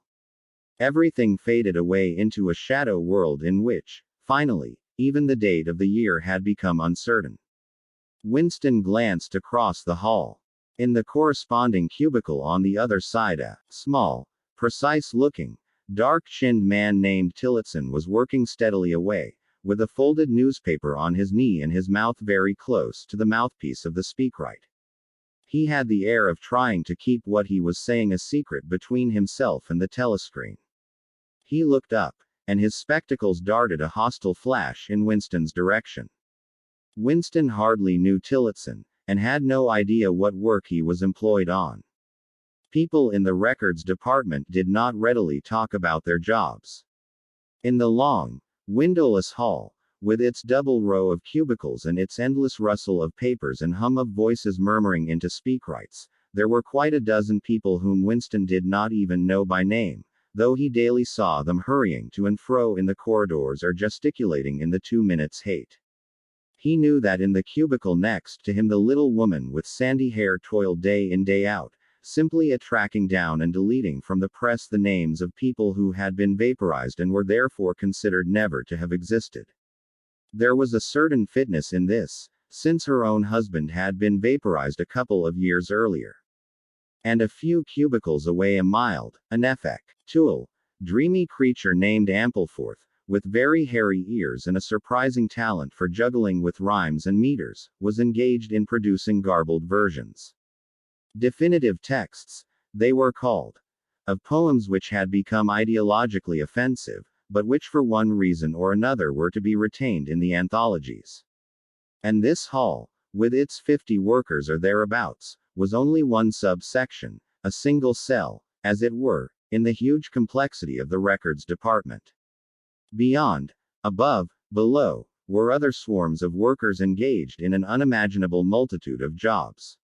There were the huge printing shops with their sub-editors, their typography experts, and their elaborately equipped studios for the faking of photographs. There was the teleprograms section with its engineers, its producers, and its teams of actors specially chosen for their skill in imitating voices. There were the armies of reference clerks whose job was simply to draw up lists of books and periodicals which were due for recall. There were the vast repositories where the corrected documents were stored, and the hidden furnaces where the original copies were destroyed. And somewhere or other, quite anonymous, there were the directing brains who coordinated the whole effort and laid down the lines of policy which made it necessary that this fragment of the past should be preserved, that one falsified, and the other rubbed out of existence. And the records department, after all, was itself only a single branch of the Ministry of Truth, whose primary job was not to reconstruct the past but to supply the citizens of Oceania with newspapers, films, textbooks, telescreen programs, plays, novels. With every conceivable kind of information, instruction, or entertainment, from a statue to a slogan, from a lyric poem to a biological treatise, and from a child's spelling book to a newspeak dictionary. And the ministry had not only to supply the multifarious needs of the party, but also to repeat the whole operation at a lower level for the benefit of the proletariat. There was a whole chain of separate departments dealing with proletarian literature, music, drama, and entertainment generally. Here were produced rubbishy newspapers containing almost nothing except sport, crime and astrology, sensational 5-cent novelettes, films oozing with sex, and sentimental songs which were composed entirely by mechanical means on a special kind of kaleidoscope known as a versificator. There was even a whole subsection, pornosec, it was called in newspeak, engaged in producing the lowest kind of pornography, which was sent out in sealed packets and which no party member, other than those who worked on it, was permitted to look at. 3 messages had slid out of the pneumatic tube while Winston was working, but they were simple matters, and he had disposed of them before the 2 minutes hate interrupted him. When the hate was over, he returned to his cubicle, took the newspeak dictionary from the shelf, pushed the speakwrite to one side, cleaned his spectacles, and settled down to his main job of the morning. Winston's greatest pleasure in life was in his work. Most of it was a tedious routine, but included in it there were also jobs so difficult and intricate that you could lose yourself in them as in the depths of a mathematical problem. Delicate pieces of forgery in which you had nothing to guide you except your knowledge of the principles of ingsoc and your estimate of what the party wanted you to say. Winston was good at this kind of thing. On occasion he had even been entrusted with the rectification of the Times leading articles, which were written entirely in newspeak. He unrolled the message that he had set aside earlier. It ran, Times 3.12. 83 reporting BB day order double plus ungood refs unpersons rewrite fullwise ups of antfilling in old speak or standard English. This might be rendered. The reporting of Big Brother's order for the day in The Times of December 3, 1983 is extremely unsatisfactory and makes references to non-existent persons. Rewrite it in full and submit your draft to higher authority before filing. Winston read through the offending article. Big Brother's order for the day, it seemed, had been chiefly devoted to praising the work of an organization known as FFCC, which supplied cigarettes and other comforts to the sailors in the floating fortresses. A certain Comrade Withers, a prominent member of the inner party, had been singled out for special mention and awarded a decoration, the Order of Conspicuous Merit, second class. 3 months later, FFCC had suddenly been dissolved with no reasons given. One could assume that Withers and his associates were now in disgrace, but there had been no report of the matter in the press or on the telescreen. That was to be expected, since it was unusual for political offenders to be put on trial or even publicly denounced. The great purges involving thousands of people, with public trials of traitors and thought criminals who made abject confession of their crimes and were afterwards executed, were special showpieces not occurring oftener than once in a couple of years. More commonly, people who had incurred the displeasure of the party simply disappeared and were never heard of again. One never had the smallest clue as to what had happened to them. In some cases, they might not even be dead. Perhaps 30 people personally known to Winston, not counting his parents, had disappeared at one time or another. Winston stroked his nose gently with a paper clip. In the cubicle across the way, Comrade Tillotson was still crouching secretively over his speakwrite. He raised his head for a moment. Again the hostile spectacle flash. Winston wondered whether Comrade Tillotson was engaged on the same job as himself. It was perfectly possible. So tricky a piece of work would never be entrusted to a single person. On the other hand, to turn it over to a committee would be to add MIT openly that an act of fabrication was taking place. Very likely as many as a dozen people were now working away on rival versions of what Big Brother had actually said.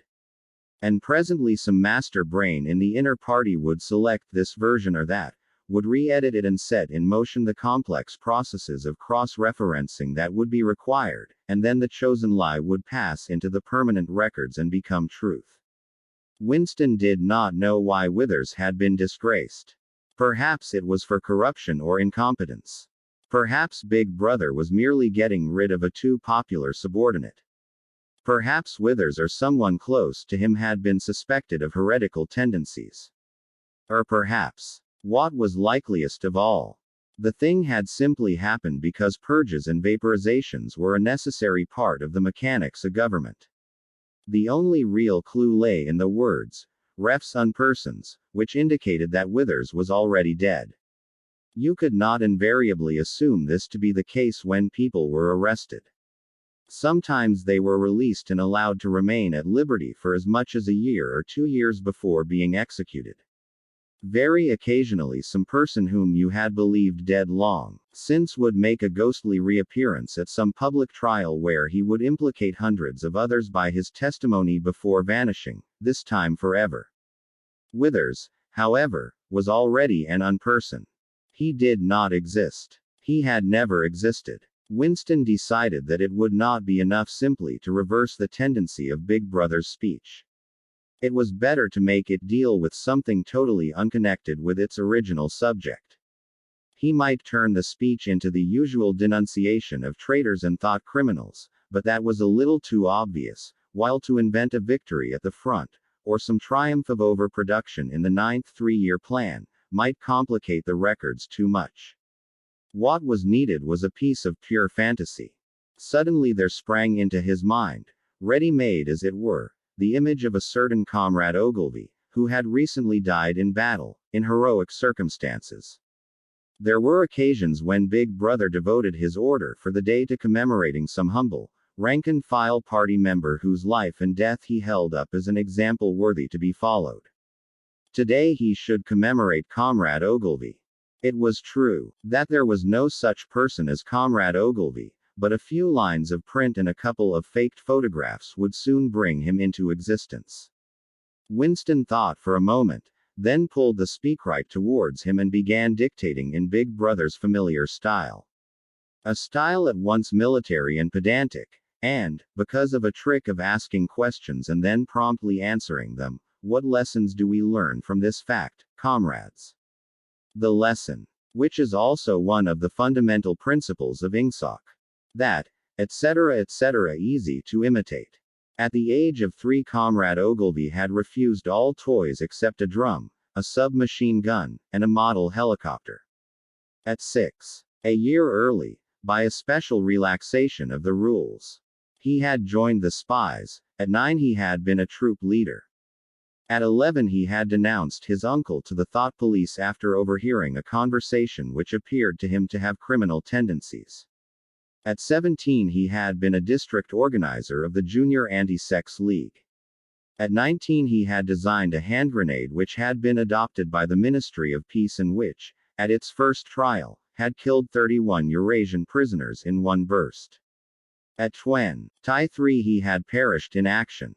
Pursued by enemy jet planes while flying over the Indian Ocean with important dispatches, he had weighted his body with his machine gun and leapt out of the helicopter into deep water, dispatches and all. An end, said Big Brother, which it was impossible to contemplate without feelings of envy. Big Brother added a few remarks on the purity and single-mindedness of Comrade Ogilvy's life. He was a total abstainer and a non-smoker, had no recreations except a daily hour in the gymnasium, and had taken a vow of celibacy, believing marriage and the care of a family to be incompatible with a 24-hour-a-day devotion to duty.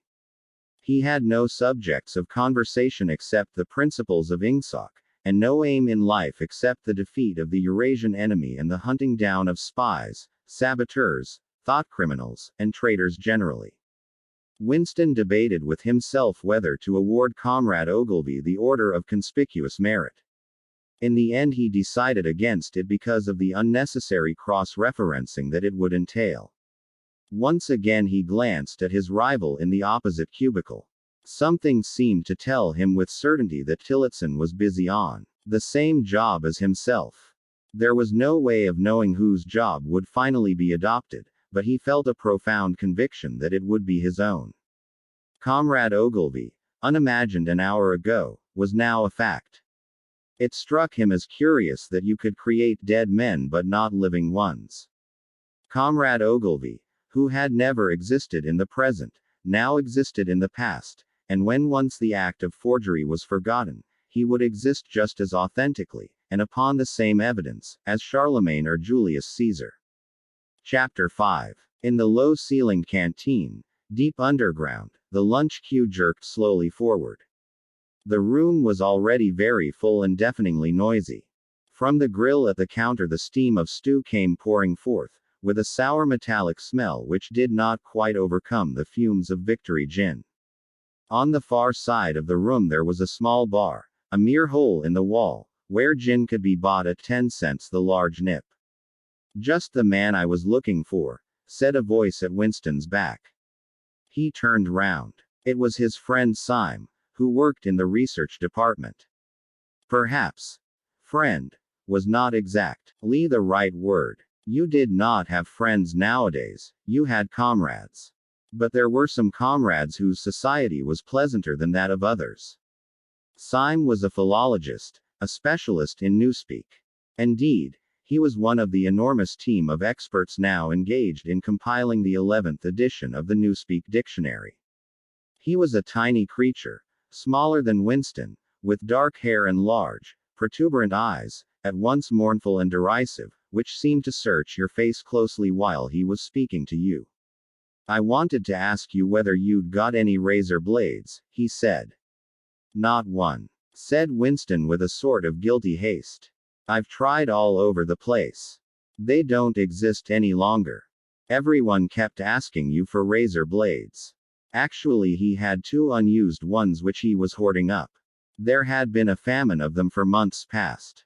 At any given moment there was some necessary article which the party shops were unable to supply.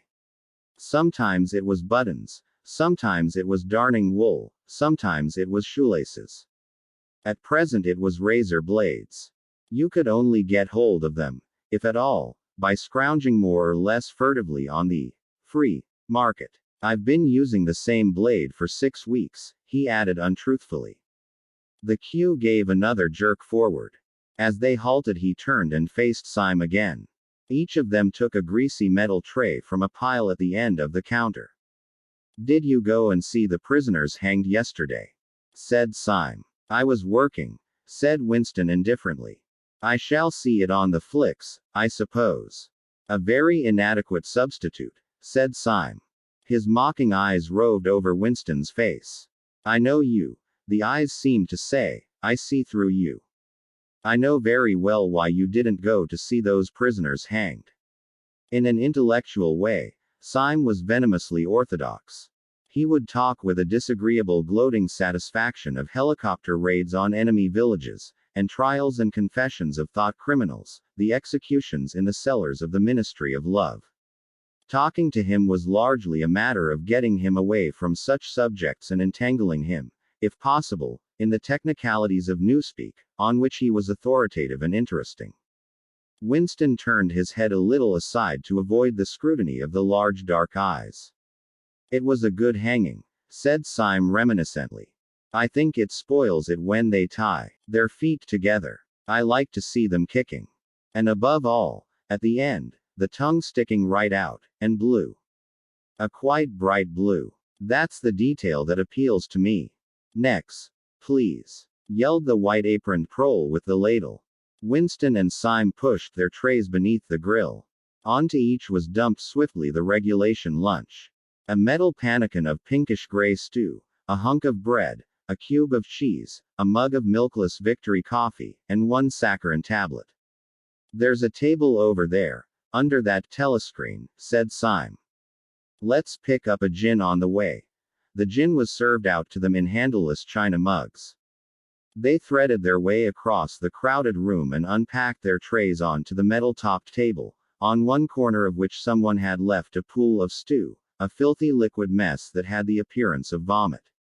Winston took up his mug of gin, paused for an instant to collect his nerve, and gulped the oily-tasting stuff down. When he had winked the tears out of his eyes, he suddenly discovered that he was hungry.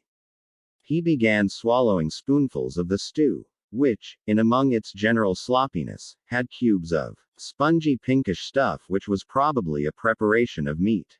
Neither of them spoke again till they had emptied their pannikins. From the table at Winston's left, a little behind his back, someone was talking rapidly and continuously, a harsh gabble almost like the quacking of a duck, which pierced the general uproar of the room. How is the dictionary getting on? Said Winston, raising his voice to overcome the noise. Slowly, said Syme. I'm on the adjectives. It's fascinating. He had brightened up immediately at the mention of newspeak. He pushed his pannikin aside, took up his hunk of bread in one delicate hand and his cheese in the other, and leaned across the table so as to be able to speak without shouting. The 11th edition is the definitive edition, he said. We're getting the language into its final shape. The shape it is going to have when nobody speaks anything else. When we've finished with it, people like you will have to learn it all over again. You think, I dare say, that our chief job is inventing new words. But not a bit of it. We're destroying words. Scores of them, hundreds of them, every day. We're cutting the language down to the bone. The 11th edition won't contain a single word that will become obsolete before the year 2050. He bit hungrily into his bread and swallowed a couple of mouthfuls, then continued speaking, with a sort of pedant's passion. His thin dark face had become animated, his eyes had lost their mocking expression and grown almost dreamy. It's a beautiful thing, the destruction of words. Of course the great wastage is in the verbs and adjectives, but there are hundreds of nouns that can be got rid of as well. It isn't only the synonyms. There are also the antonyms. After all, what justification is there for a word which is simply the opposite of some other word? A word contains its opposite in itself. Take good, for instance. If you have a word like good, what need is there for a word like bad? Ungood. will do just as well.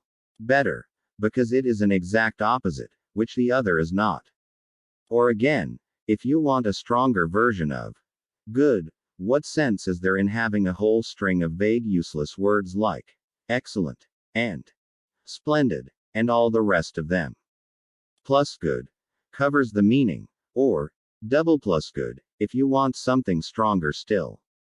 Of course we use those forms already, but in the final version of Newspeak there'll be nothing else. In the end the whole notion of goodness and badness will be covered by only 6 words. In reality, only 1 word. Don't you see the beauty of that, Winston? It was BB's idea originally, of course, he added as an afterthought. A sort of vapid eagerness flitted across Winston's face at the mention of Big Brother. Nevertheless, Syme immediately detected a certain lack of enthusiasm. You haven't a real appreciation of Newspeak, Winston, he said almost sadly. Even when you write it, you're still thinking in Oldspeak. I've read some of those pieces that you write in the Times, occasionally. They're good enough, but they're translations. In your heart you'd prefer to stick to Oldspeak, with all its vagueness and its useless shades of meaning. You don't grasp the beauty of the destruction of words. Do you know that Newspeak is the only language in the world whose vocabulary gets smaller every year? Winston did know that, of course. He smiled. Sympathetically he hoped, not trusting himself to speak. Syme bit off another fragment of the dark-colored bread, chewed it briefly, and went on. Don't you see that the whole aim of Newspeak is to narrow the range of thought? In the end we shall make thought crime literally impossible, because there will be no words in which to express it. Every concept that can ever be needed, will be expressed by exactly 1 word, with its meaning rigidly defined and all its subsidiary meanings rubbed out and forgotten. Already, in the 11th edition, we're not far from that point. But the process will still be continuing long after you and I are dead. Every year fewer and fewer words, and the range of consciousness always a little smaller. Even now, of course, there's no reason or excuse for committing thought crime. It's merely a question of self-discipline, reality control. But in the end there won't be any need even for that. The revolution will be complete when the language is perfect. Newspeak is Ingsoc and Ingsoc is Newspeak, he added with a sort of mystical satisfaction. Has it ever occurred to you, Winston, that by the year 2050, at the very latest, not a single human being will be alive who could understand such a conversation as we are having now? Except, began Winston doubtfully, and he stopped. It had been on the tip of his tongue to say, except the proles, but he checked himself, not feeling fully certain that this remark was not in some way unorthodox. Syme, however, had divined what he was about to say. The proles are not human beings, he said carelessly. By 2050. Earlier. Probably. All real knowledge of Oldspeak will have disappeared. The whole literature of the past will have been destroyed. Chaucer, Shakespeare, Milton, Byron. They'll exist only in Newspeak versions, not merely changed into something different, but actually changed into something contradictory of what they used to be. Even the literature of the party will change. Even the slogans will change.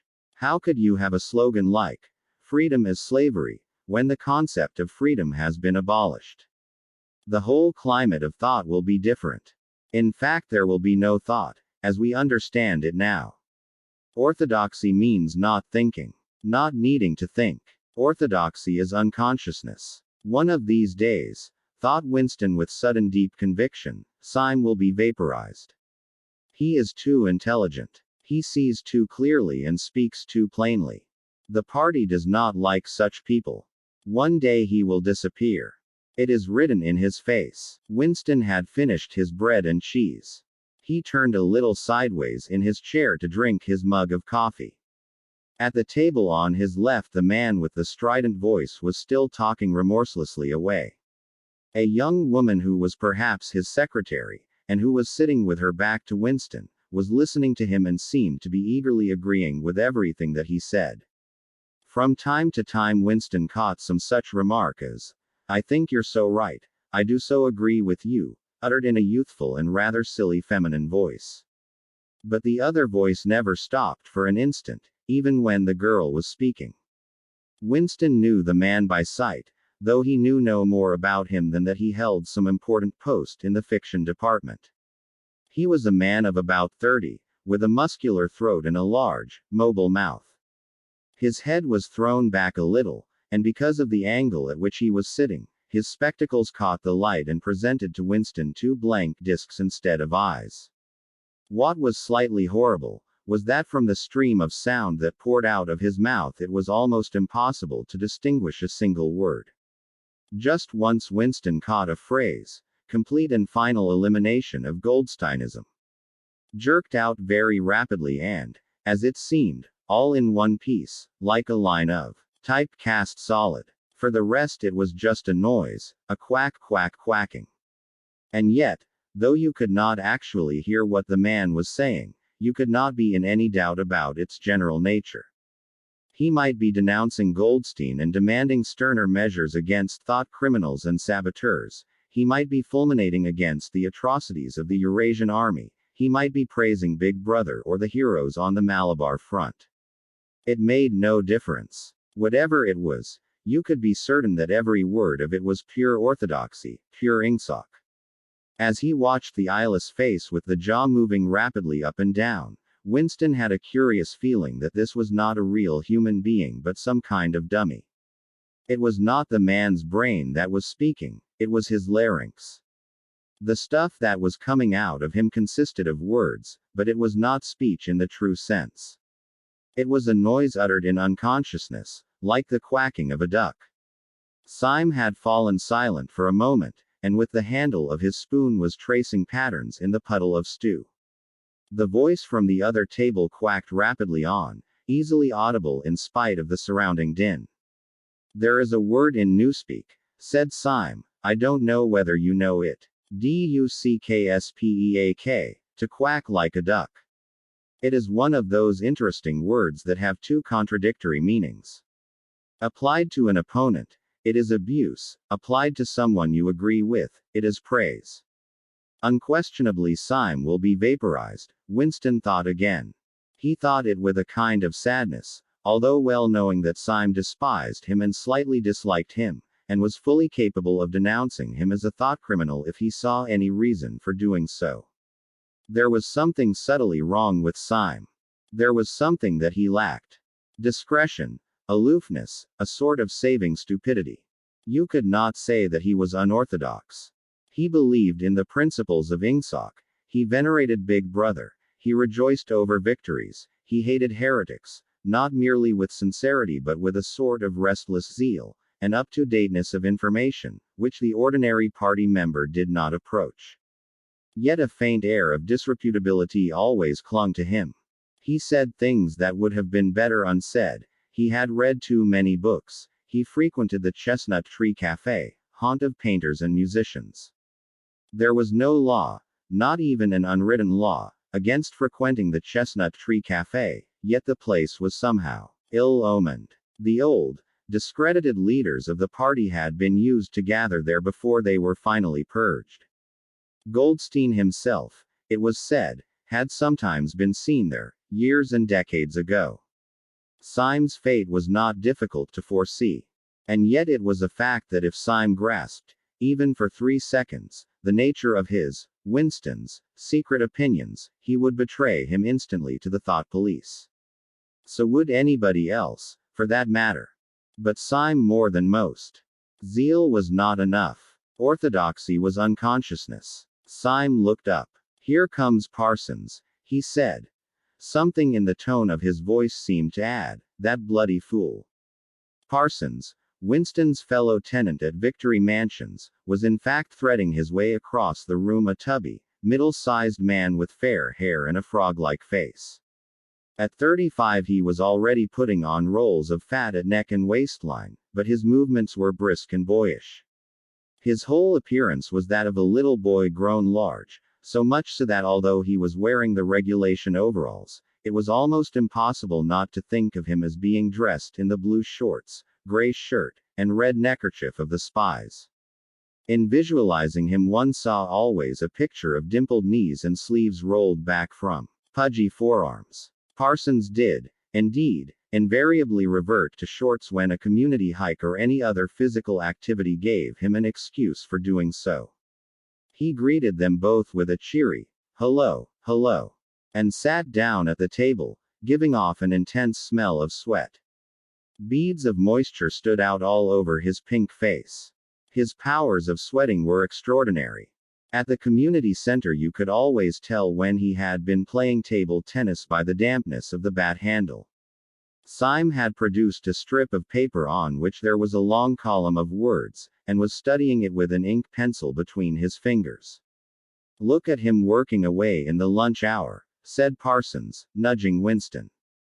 "Keenness, eh? What's that you've got there, old boy? Something a bit too brainy for me, I expect." "Smith, old boy, I'll tell you why I'm chasing you. It's that sub you forgot to give me." "Which sub is that?" said Winston, automatically feeling for money. About a quarter of one's salary had to be earmarked for voluntary subscriptions, which were so numerous that it was difficult to keep track of them. "For Hate Week. You know. The House by House Fund. I'm treasurer for our block. We're making an all-out effort. Going to put on a tremendous show. I tell you, it won't be my fault if Old Victory Mansions doesn't have the biggest outfit of flags in the whole street. $2 you promised me." Winston found and handed over 2 creased and filthy notes, which Parsons entered in a small notebook, in the neat handwriting of the illiterate. "By the way, old boy," he said, "I hear that little beggar of mine let fly at you with his catapult yesterday. I gave him a good dressing down for it. In fact, I told him I'd take the catapult away if he does it again. I think he was a little upset at not going to the execution," said Winston. "Ah.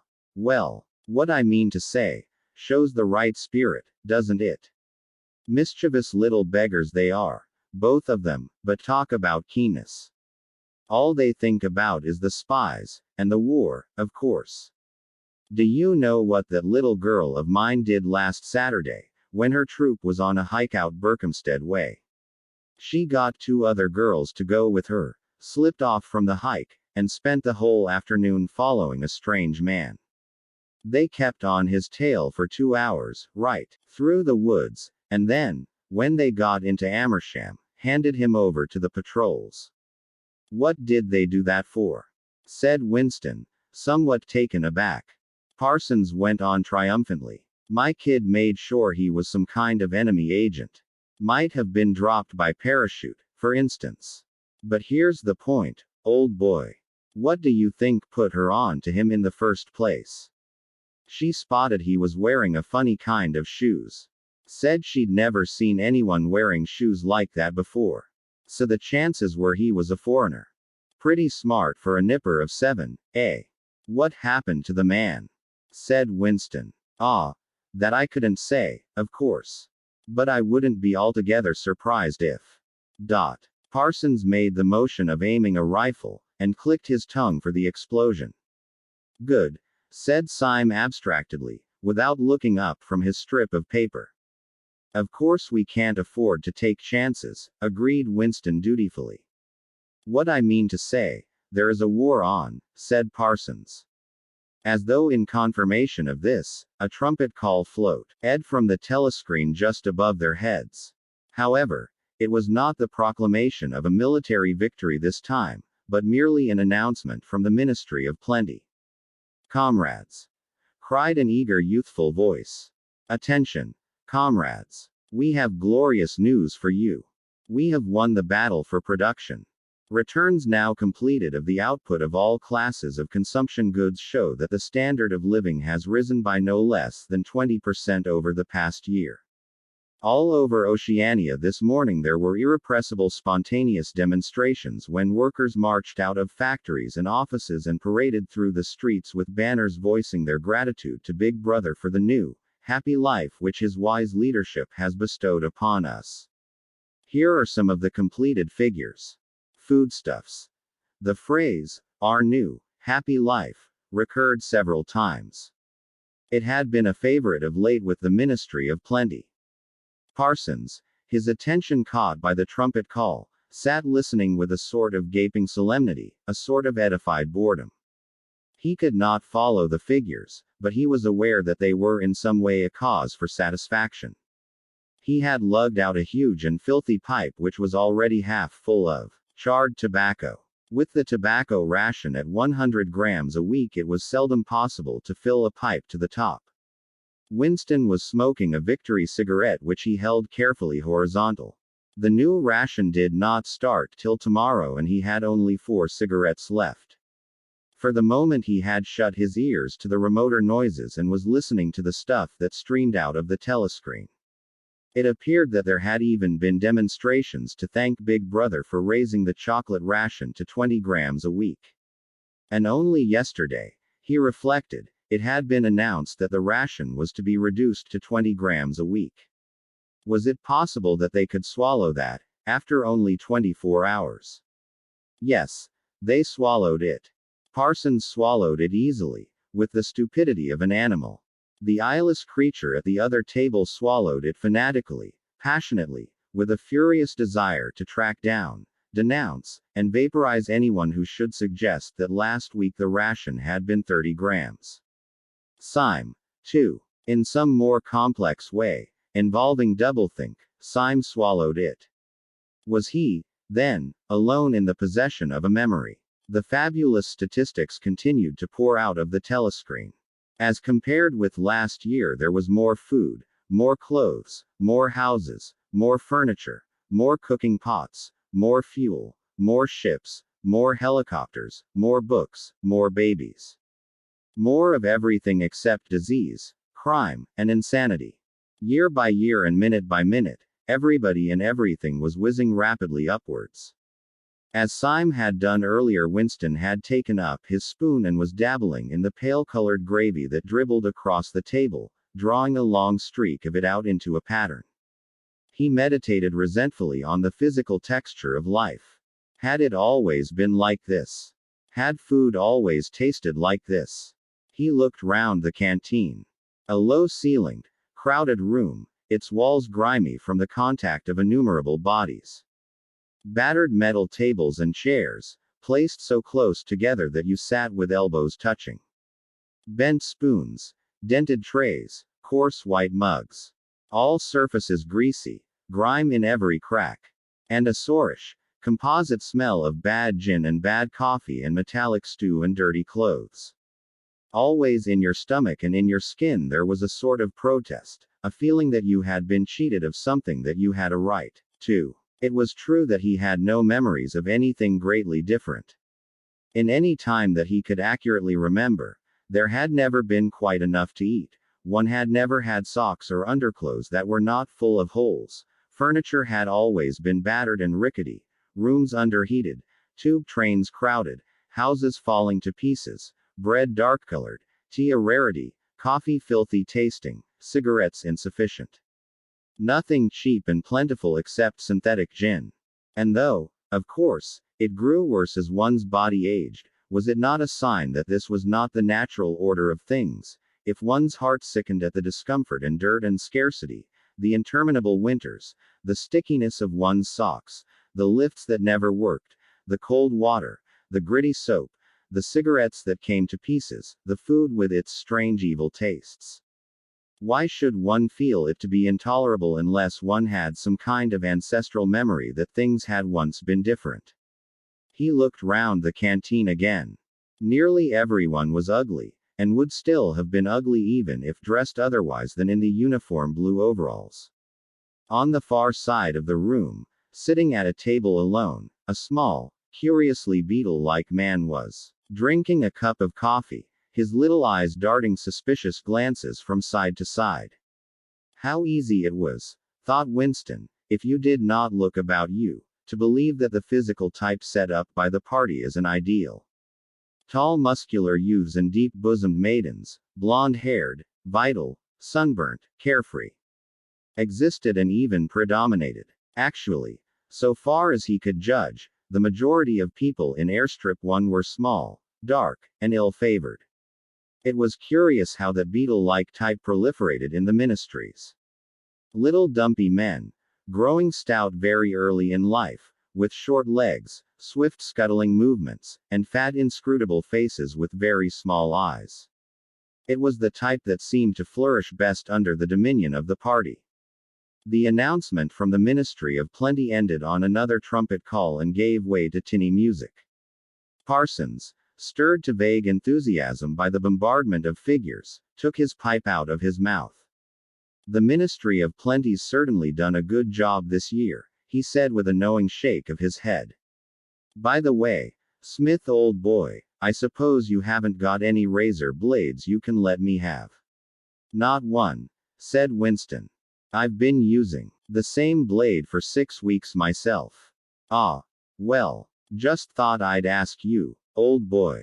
Sorry, said Winston. The quacking voice from the next table, temporarily silenced during the ministry's announcement, had started up again, as loud as ever. For some reason Winston suddenly found himself thinking of Mrs. Parsons, with her wispy hair and the dust in the creases of her face. Within 2 years those children would be denouncing her to the thought police. Mrs. Parsons would be vaporized.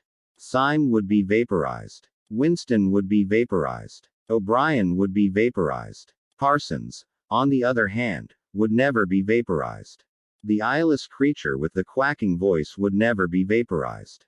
The little beetle-like men who scuttle so nimbly through the labyrinthine corridors of ministries they, too, would never be vaporized. And the girl with dark hair, the girl from the fiction department, she would never be vaporized either. It seemed to him that he knew instinctively who would survive and who would perish. Though just what it was that made for survival, it was not easy to say. At this moment he was dragged out of his reverie with a violent jerk. The girl at the next table had turned partly round and was looking at him. It was the girl with dark hair.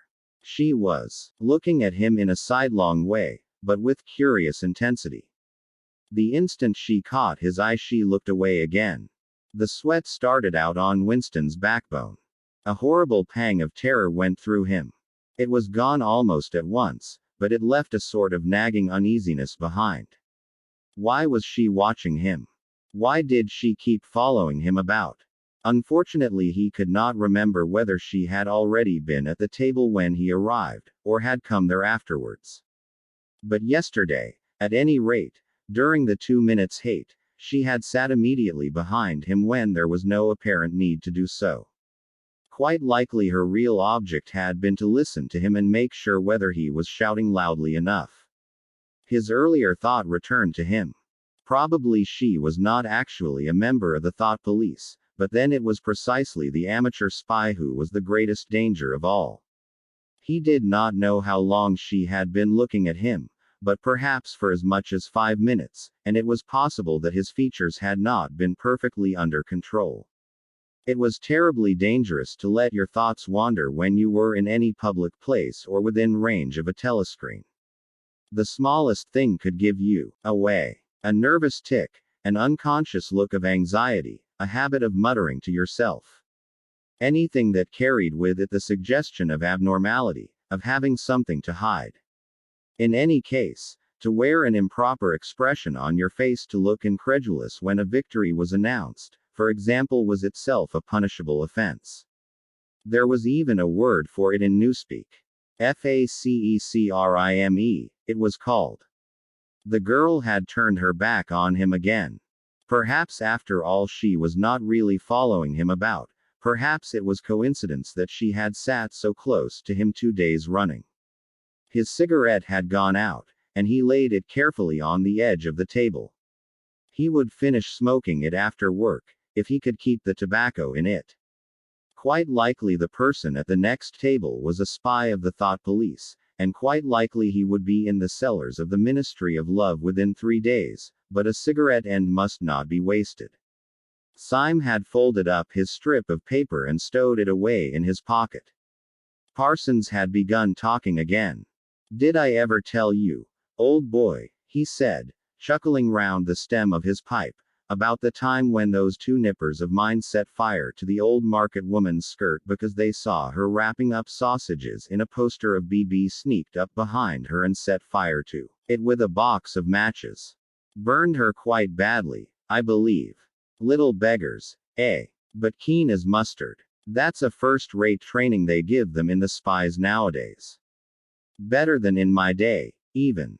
What do you think's the latest thing they've served them out with? Ear trumpets for listening through keyholes. My little girl brought one home the other night. Tried it out on our sitting room door, and reckoned she could hear twice as much as with her ear to the hole. Of course it is only a toy, mind you. Still, gives them the right idea, eh? At this moment the telescreen let out a piercing whistle. It was the signal to return to work. All three men sprang to their feet to join in the struggle round the lifts, and the remaining tobacco fell out of Winston's cigarette. Chapter 6. Winston was writing in his diary. It was 3 years ago. It was on a dark evening, in a narrow side street near one of the big railway stations. She was standing near a doorway in the wall, under a street lamp that hardly gave any light. She had a young face, painted very thick. It was really the paint that appealed to me, the whiteness of it, like a mask, and the bright red lips. Party women never paint their faces. There was nobody else in the street, and no telescreens. She said $2. For the moment it was too difficult to go on. He shut his eyes and pressed his fingers against them, trying to squeeze out the vision that kept recurring. He had an almost overwhelming temptation to shout a string of filthy words at the top of his voice. Or to bang his head against the wall, to kick over the table, and hurl the inkpot through the window, to do any violent or noisy or painful thing that might black out the memory that was tormenting him. Your worst enemy, he reflected, was your own nervous system. At any moment the tension inside you was liable to translate itself into some visible symptom. He thought of a man whom he had passed in the street a few weeks back. A quite ordinary-looking man, a party member, aged 35 to 40, tallish and thin, carrying a briefcase. They were a few meters apart when the left side of the man's face was suddenly contorted by a sort of spasm. It happened again just as they were passing one another. It was only a twitch, a quiver, rapid as the clicking of a camera shutter, but obviously habitual. He remembered thinking at the time, that poor devil is done for. And what was frightening was that the action was quite possibly unconscious. The most deadly danger of all was talking in your sleep. There was no way of guarding against that, so far as he could see. He drew his breath and went on writing. I went with her through the doorway and across a backyard into a basement kitchen. There was a bed against the wall, and a lamp on the table, turned down very low. His teeth were set on edge. He would have liked to spit. Simultaneously with the woman in the basement kitchen he thought of Catherine, his wife. Winston was married. Had been married, at any rate. Probably he still was married. So far as he knew his wife was not dead. He seemed to breathe again the warm stuffy odor of the basement kitchen, an odor compounded of bugs and dirty clothes and villainous cheap scent, but nevertheless alluring, because no woman of the party ever used scent, or could be imagined as doing so. Only the proles used scent. In his mind the smell of it was inextricably mixed up with fornication. When he had gone with that woman it had been his first lapse in 2 years or thereabouts. Consorting with prostitutes was forbidden, of course, but it was one of those rules that you could occasionally nerve yourself to break. It was dangerous, but it was not a life and death matter. To be caught with a prostitute might mean 5 years in a forced labor camp. Not more, if you had committed no other offense. And it was easy enough, provided that you could avoid being caught in the act. The poorer quarters swarmed with women who were ready to sell themselves. Some could even be purchased for a bottle of gin, which the proles were not supposed to drink. Tacitly the party was even inclined to encourage prostitution, as an outlet for instincts which could not be altogether suppressed. Mere debauchery did not matter very much, so long as it was furtive and joyless and only involved the women of a submerged and despised class. The unforgivable crime was promiscuity between party members. But, though this was one of the crimes that the accused in the Great Purges invariably confessed to, it was difficult to imagine any such thing actually happening. The aim of the party was not merely to prevent men and women from forming loyalties which it might not be able to control. Its real, undeclared purpose was to remove all pleasure from the sexual act. Not love so much as eroticism was the enemy, inside marriage as well as outside it. All marriages between party members had to be approved by a committee, appointed for the purpose, and, though the principle was never clearly stated, permission was always refused if the couple concerned gave the impression of being physically attracted to one another. The only recognized purpose of marriage was to beget children for the service of the party. Sexual intercourse was to be looked on as a slightly disgusting minor operation, like having an enema. This again was never put into plain words, but in an indirect way it was rubbed into every party member from childhood onwards. There were even organizations such as the Junior Anti-Sex League, which advocated complete celibacy for both sexes. All children were to be begotten by artificial insemination, ARTSEM, it was called in newspeak and brought up in public institutions. This, Winston was aware, was not meant altogether seriously, but somehow it fitted in with the general ideology of the party. The party was trying to kill the sex instinct, or, if it could not be killed, then to distort it and dirty it. He did not know why this was so, but it seemed natural that it should be so. And as far as the women were concerned, the party's efforts were largely successful. He thought again of Catherine. It must be 9, 10, nearly 11 years since they had parted. It was curious how seldom he thought of her. For days at a time he was capable of forgetting that he had ever been married. They had only been together for about 15 months. The party did not permit divorce, but it rather encouraged separation in cases where there were no children. Catherine was a tall, fair-haired girl, very straight, with splendid movements. She had a bold, aquiline face, a face that one might have called noble until one discovered that there was as nearly as possible nothing behind it. Very early in her married life he had decided, though perhaps it was only that he knew her more intimately than he knew most people, that she had without exception the most stupid, vulgar, empty mind that he had ever encountered. She had not a thought in her head that was not a slogan, and there was no imbecility, absolutely none, that she was not capable of swallowing if the party handed it out to her. The human soundtrack, he nicknamed her in his own mind. Yet he could have endured living with her if it had not been for just one thing: sex. As soon as he touched her she seemed to wince and stiffen.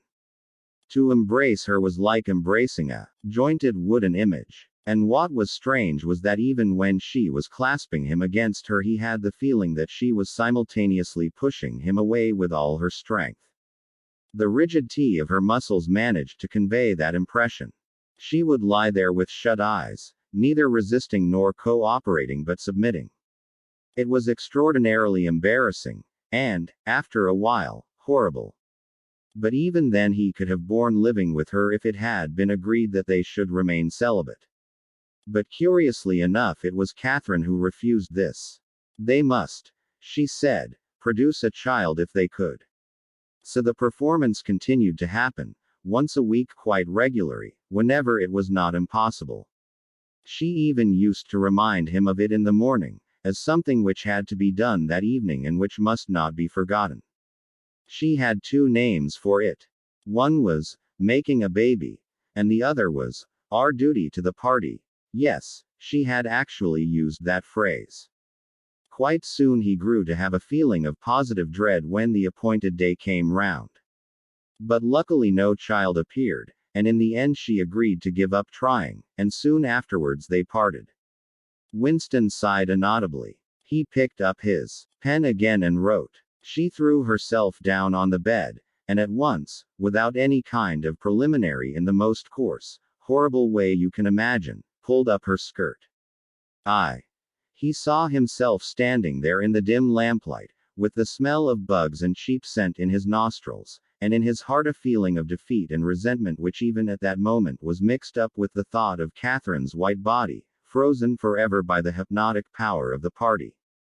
Why did it always have to be like this? Why could he not have a woman of his own instead of these filthy scuffles at intervals of years? But a real love affair was an almost unthinkable event. The women of the party were all alike. Chastity was as deep ingrained in them as party loyalty. By careful early conditioning, by games and cold water, by the rubbish that was dinned into them at school and in the spies and the youth league, by lectures, parades, songs, slogans, and martial music, the natural feeling had been driven out of them. His reason told him that there must be exceptions, but his heart did not believe it. They were all impregnable, as the party intended that they should be. And what he wanted, more even than to be loved, was to break down that wall of virtue, even if it were only once in his whole life. The sexual act, successfully performed, was rebellion. Desire was thought crime. Even to have awakened Catherine, if he could have achieved it, would have been like a seduction, although she was his wife. But the rest of the story had got to be written down. He wrote, I turned up the lamp. When I saw her in the light. After the darkness, the feeble light of the paraffin lamp had seemed very bright. For the first time he could see the woman properly. He had taken a step towards her and then halted, full of lust and terror. He was painfully conscious of the risk he had taken in coming here. It was perfectly possible that the patrols would catch him on the way out. For that matter, they might be waiting outside the door at this moment. If he went away without even doing what he had come here to do. It had got to be written down, it had got to be confessed. What he had suddenly seen in the lamplight was that the woman was old. The paint was plastered so thick on her face that it looked as though it might crack like a cardboard mask. There were streaks of white in her hair. But the truly dreadful detail was that her mouth had fallen a little open, revealing nothing except a cavernous blackness. She had no teeth at all. He wrote hurriedly, in scrabbling handwriting. When I saw her in the light, she was quite an old woman, 50 years old at least. But I went ahead and did it just the same. He pressed his fingers against his eyelids again. He had written it down at last, but it made no difference. The therapy had not worked. The urge to shout filthy words at the top of his voice was as strong as ever.